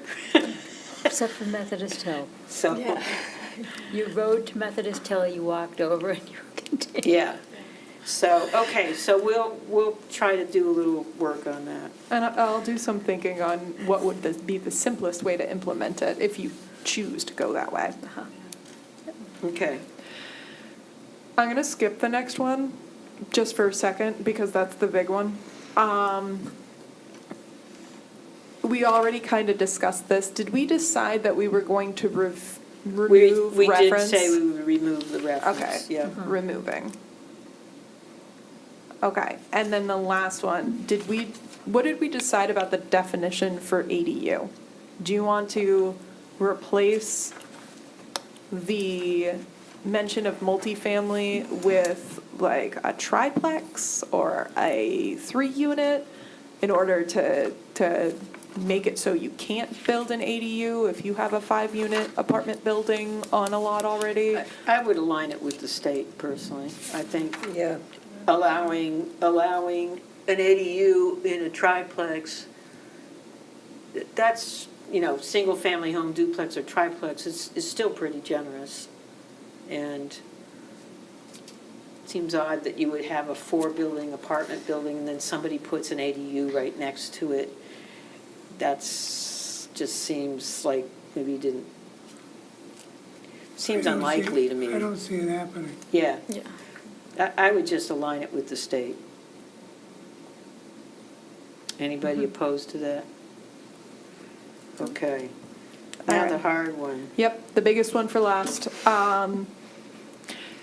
So obviously you guys are well aware, but I was not well aware when I started looking at your land use ordinance, that your dimensional standards for your zones are completely different from your dimensional standards for your subdivision lots. It's unique. I've not seen that before. And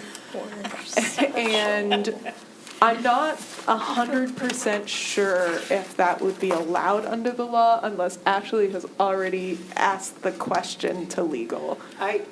We have asked the question, actually, we have asked the question for a different reason to legal through MMA, and I want to say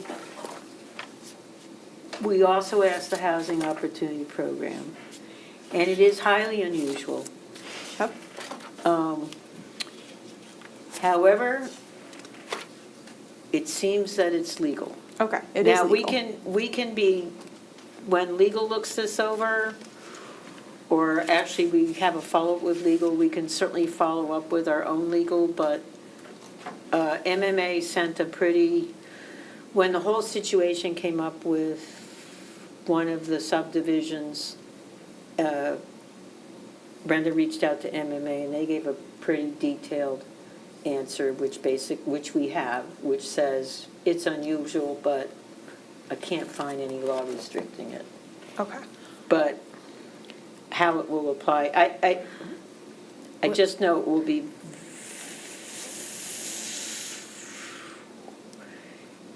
it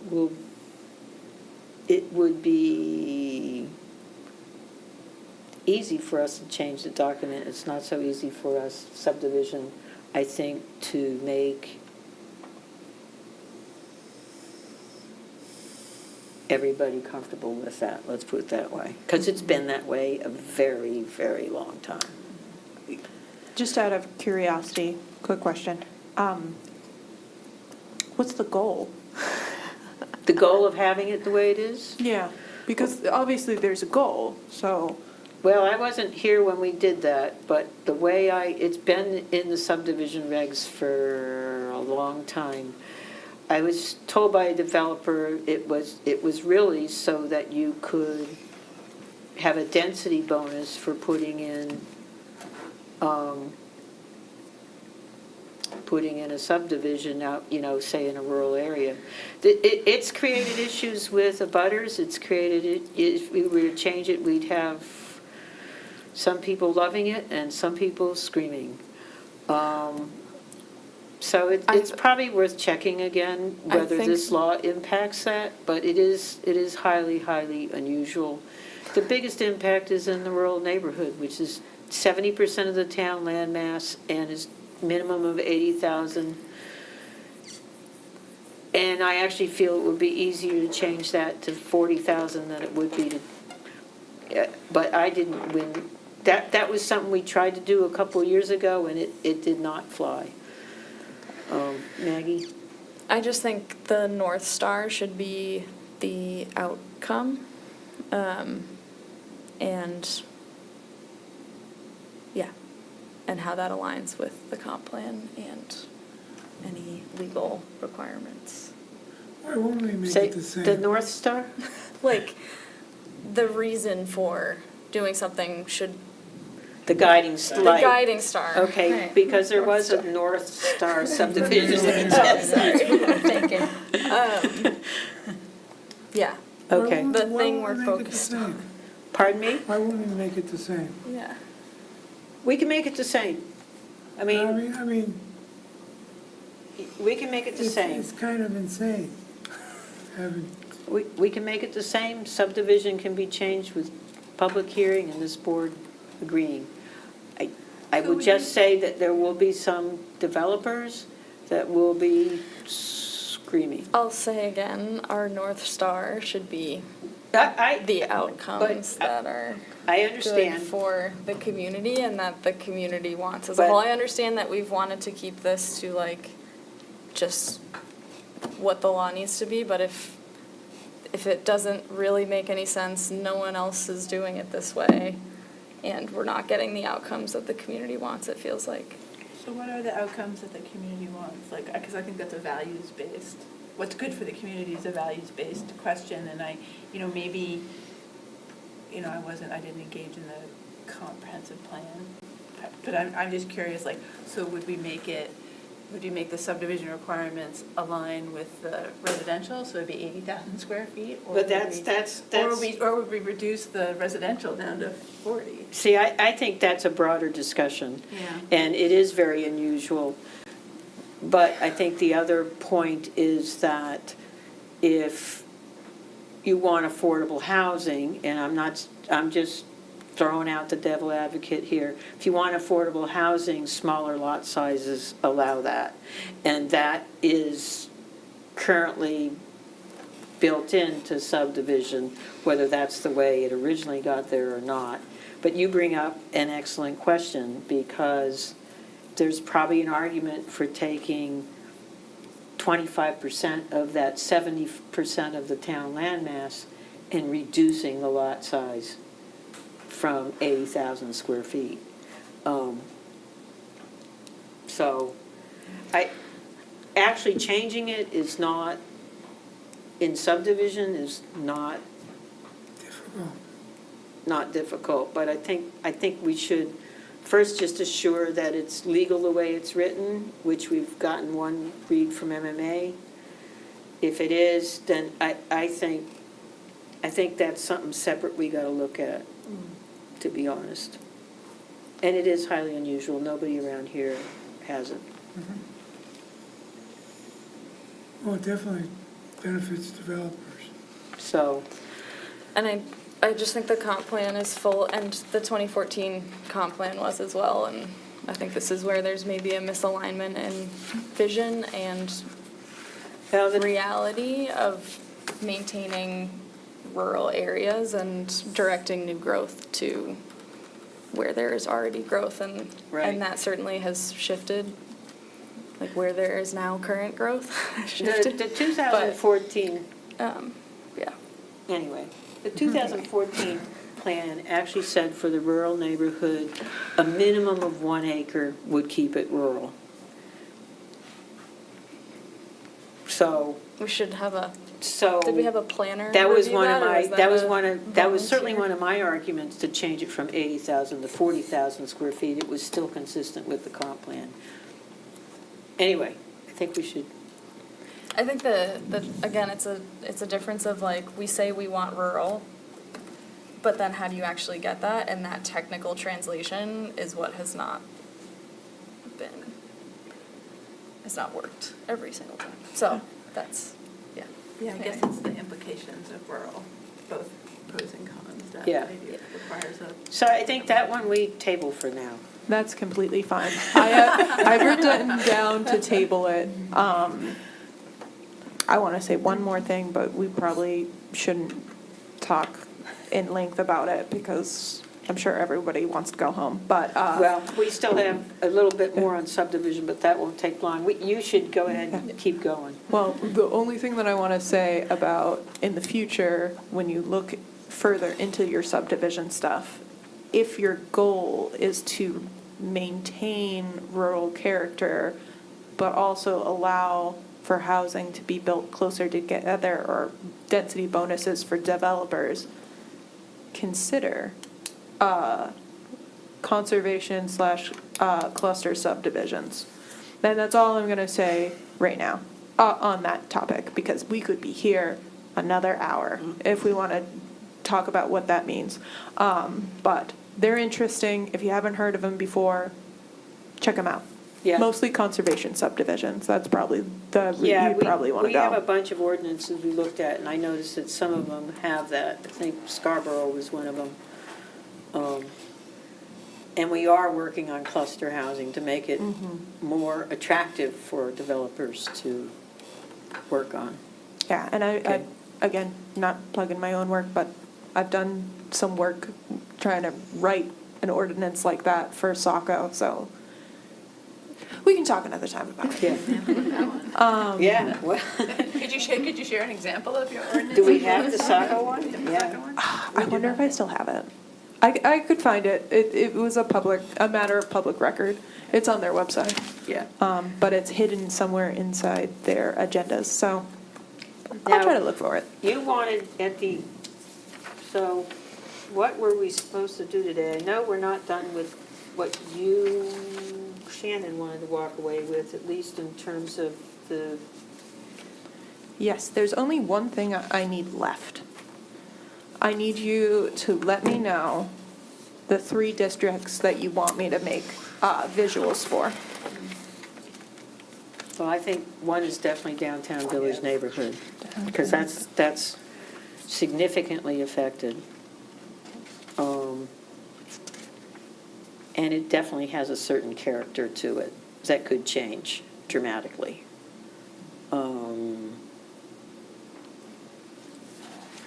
It seems we should stick with the growth areas if we're going, I mean, what other,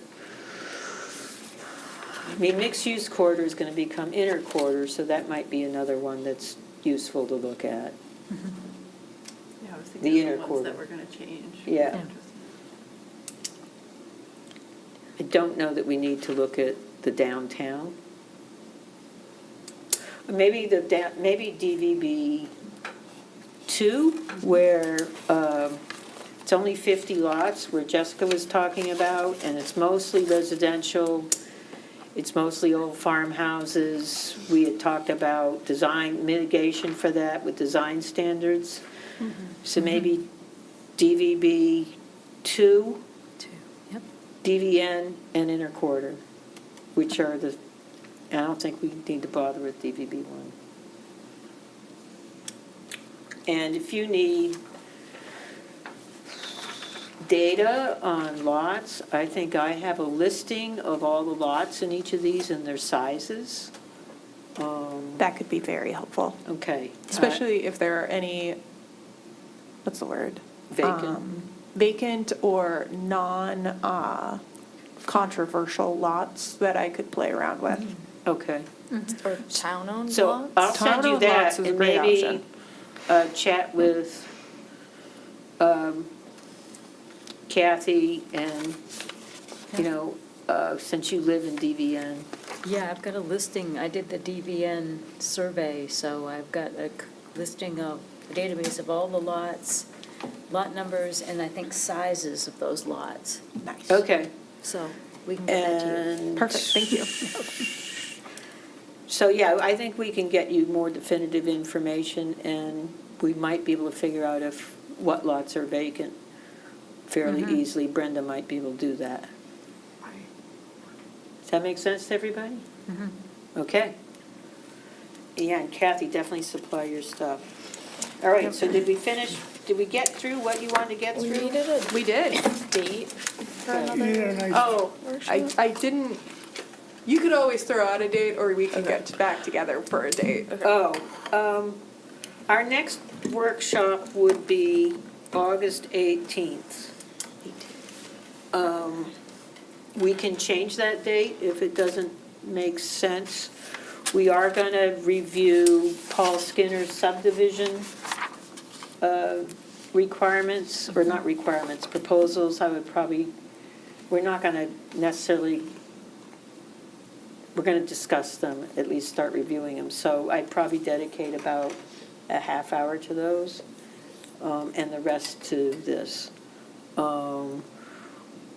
We will need a public hearing for the subdivision changes at some point, but that could be a special meeting that's pretty short and quick. So if August 18th works for you and works for the board, unless people want things sooner, I'd say let's go with that. I feel like you've accomplished an awful lot in this first round in looking at things, so I don't feel as urgent about, even though we have timelines, I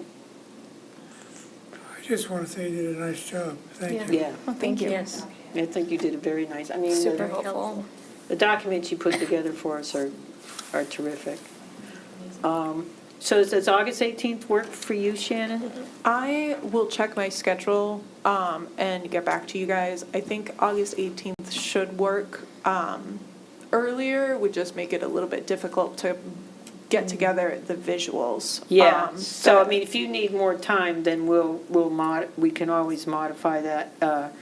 August 13th is let me just make sure I'm got the right date.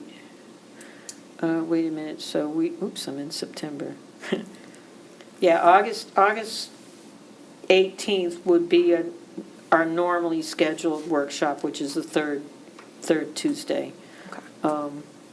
Or September 15th is the next. Or regular. September 15th, or we just squeeze in a meeting in another week, too, different week. I mean, I'm not vital, but I can't make the 18th. Okay.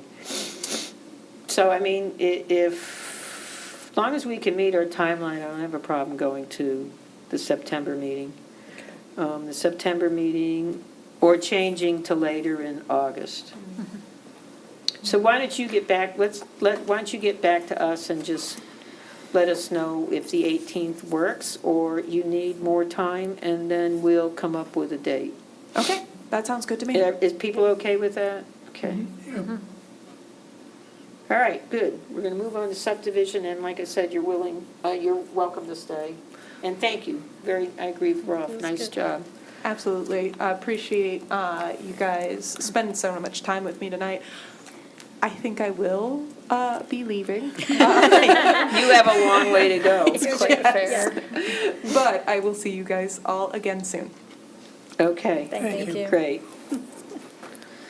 We can certainly send you via email the changes to subdivision. It's not anything. That would be great.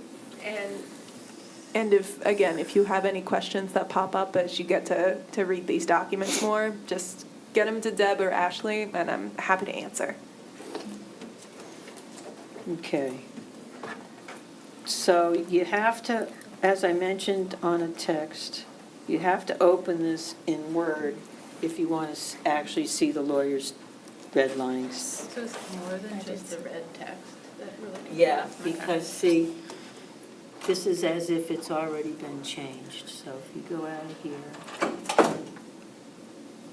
try to open it and then hit this little button. Does anybody else need help with that? It should come. So now you can see his changes and he has comments in the side. I got an iPad So- on the charger, forgot to grab it. Yep, been there. Do that all the time. So the first change, the only thing he changed from what we said 4 and it's 5. Okay. Any questions there? So that's been, the next change is the one about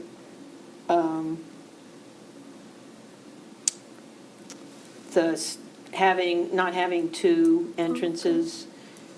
He was fine with that. He modified the word, so his changes are the ones in red that are underlined, because remember, I made changes, and those are the purplish ones, and the red ones that aren't underlined.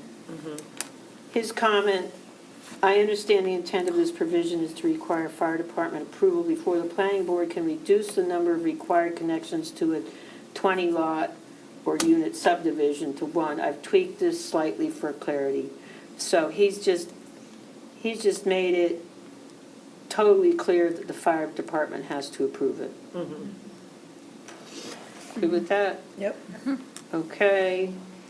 The next one, his comment is, remember there was discussion on whether it was legal for mobile home parks to use net buildable land, and long story short, the lawyer says it is. So he's got a note there. Okay. It says, the town can't require the area of a mobile home park to be greater than the combined area of several things, including roads, buffer strips, setbacks, under an ordinance adopted pursuant to Title 38. Net buildable land excludes land not suitable for development, which includes buffers and areas protected by shoreland zoning, blah, blah. As such, I agree with the whatever SHO is. This appears to be consistent with state law. So he accepted that exactly the way we wrote it. And then we come to cluster homes, and he found a boo-boo in item 2 on the roads. It should be V7N or V7O, and I had accidentally put the wrong thing. And then for common open space, so I need to inform the board that when he changed, and you can look at his note, what he changed this to I found more confusing than what we wrote, and I didn't know exactly how when it's implemented it would look, essentially.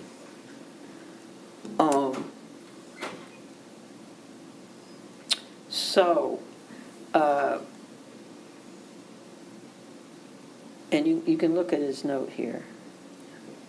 So I sent a note to Ashley, which was forwarded to Ben Plant, about what our intent was, and I think I got it right. It was basically, we wanted to go down to, from 40,000 square feet or 30,000 square feet down to 20,000 square feet in a cluster home and for cluster development.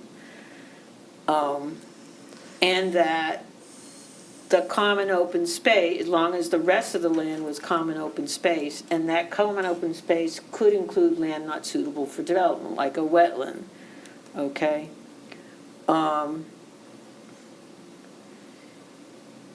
Based on the note I sent to him, he wanted to chat, so Ashley and I joined him this afternoon, and I tried to explain to him what we were trying to do was be more specific, because he said you can already reduce the lot size, but there's nothing in there about how much, under what conditions, how much common open space. So this is what Eric and I had worked on.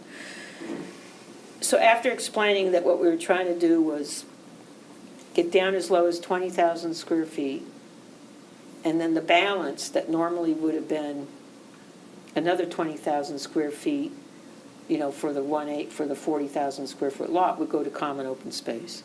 So what he's suggesting, because he says, he seemed, and you please speak up if I get any of this wrong, he thought it would make sense to have it be more descriptive, but to allow the board as much flexibility as was possible.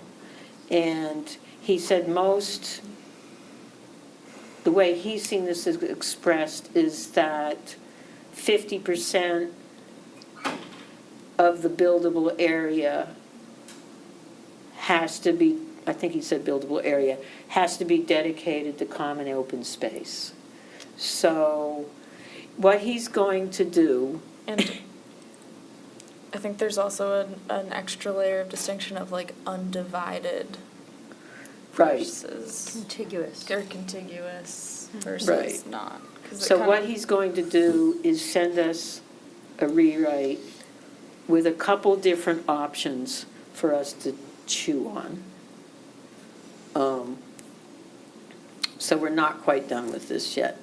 Any thoughts? Should we be telling him, Maggie, can you repeat what you were saying? Is that something that needs to be? So it's kind of, it's a little bit of what Shannon was saying of like cluster housing, and then they're overlapping, but maybe like a category within cluster housing is like conservation. Oh, the conservation. Subdivision, which is a 1-to-1 ratio of built and open space, and specifically, the thing that it encourages is good design, which is reduction of the amount of roads and Right. access to open space that is contiguous, and useful. So that was real. sort of his first thought, was if it is akin to a 1-to-1 net buildable area open space requirement, then why wouldn't that be applied to any reduction from section 7 VK? But what I remembered is we talk about going down as low as 10,000, and that might not be possible due to septic. But, so I think what he's going to do is give us something that allows a little bit more of a sliding scale. Or word it like the 50% or the 1-to-1. I'm just doing this right now, and apologies that that's how I'm doing it, but Cumberland has a conservation subdivision in their code, and it's very easily accessed on eCode 360, and you can search it, and it might be something to look at. Yeah. I mean, I do think we should look at it in the future. I just like to get this one thing done now so that sure. it encourages this type of development. I'm not suggesting we like go all Okay. the way in that direction, but just as a helpful reference of Okay. like why and how it's written. We can and add Cumberland that's to all. the OneDrive and Saco if it's not already there. So that's where we are. I wouldn't normally talk to the lawyer without consulting the board first, which is why I made sure Ashley was clued in. But the attorney, I really didn't understand it, and the attorney really didn't understand what we were trying to do. So, any further comment or questions or concerns on that? Okay. That's it. So we asked the lawyer for Ben Plant to get this back to us by our August 4th meeting, so that if we could carve out 15 minutes to approve it, we could do it then and then schedule a public hearing. Okay. Sounds like a plan.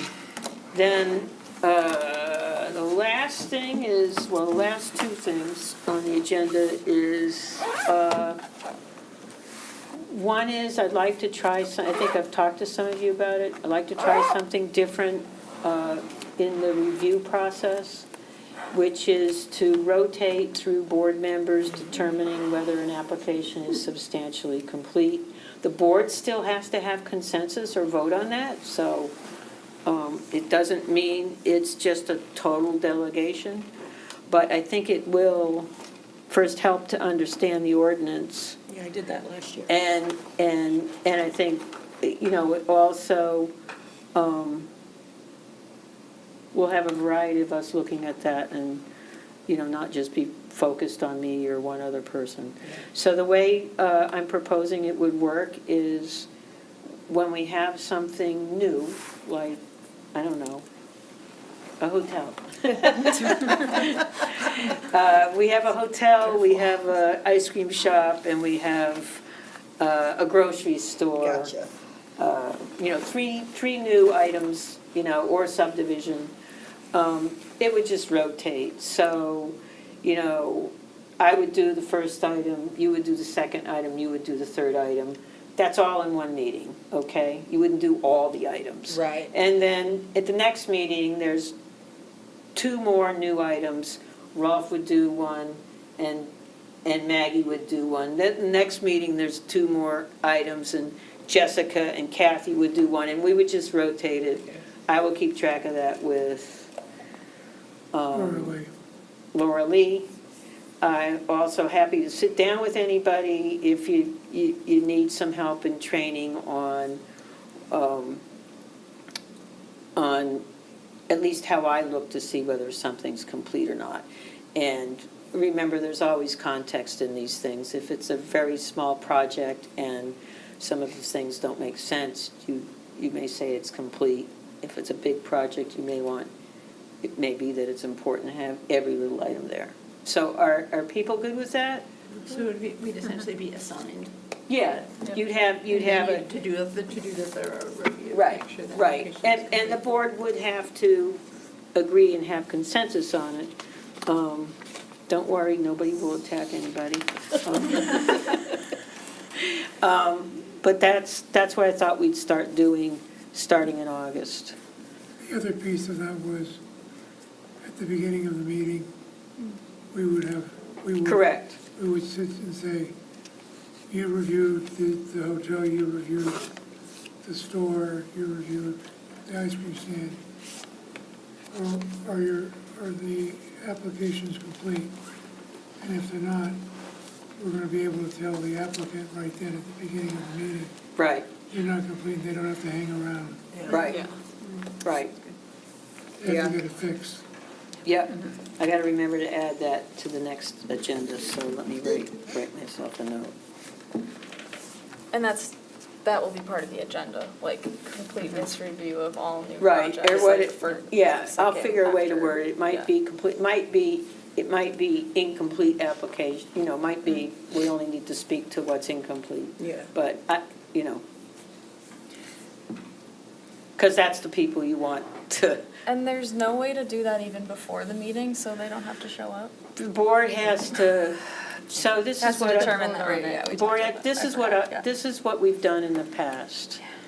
When it's, if in the one situation, and again, this can be part of a discussion or training, in the one situation where it's clear notices weren't properly sent, that's a situation in which certainly I have, if it was me that saw it as chair, I have called Laura Lee, who has talked to the applicant, and it's the applicant needs to make Decision, yeah. that choice. The applicant decides whether they want to withdraw it off the agenda for that date or not. And most of the time, They will. they withdraw it. And there are times when Laura Lee and Brenda have also found that and have notified the applicant, and the same things happened. That's as far as I recommend we go without, because it has to happen in public with the Yeah. board. So I think that's fine, we'll figure out a way to do that. And then remember, Brenda is also now got a checklist of not every item, but some key items, and if things are missing, she's noting it. So that, I think that's also helpful. So we good on all that? Thanks, Rolf, for reminding me about the other change. I'd forgotten. Last, Paul Skinner has sent in the changes that he spoke to at the last meeting, or the proposals, so we'll schedule those into the August 18th meeting. I didn't think we'd have time to really discuss them, but I wanted the board to have them so that you can look at them well in advance. So that's it, unless somebody else has something. Just who is Paul Skinner? Oh, so I don't remember if you were at I the wasn't at that last meeting, meeting. Paul Skinner, he's a fellow that owns quite a bit of property, I think in West Bridgton, and he's come to several meetings. You've probably seen him come to one meeting or two. He's, one of the things he'd like to see different is the land not suitable for development for the spec about the 25% slope. Yeah, no, I read through the. Yeah, so he's come and spoke about He's a that landowner several, in so West Virginia. he's a citizen that owns property that's concerned about the use of his property, but he also threw other ideas in there.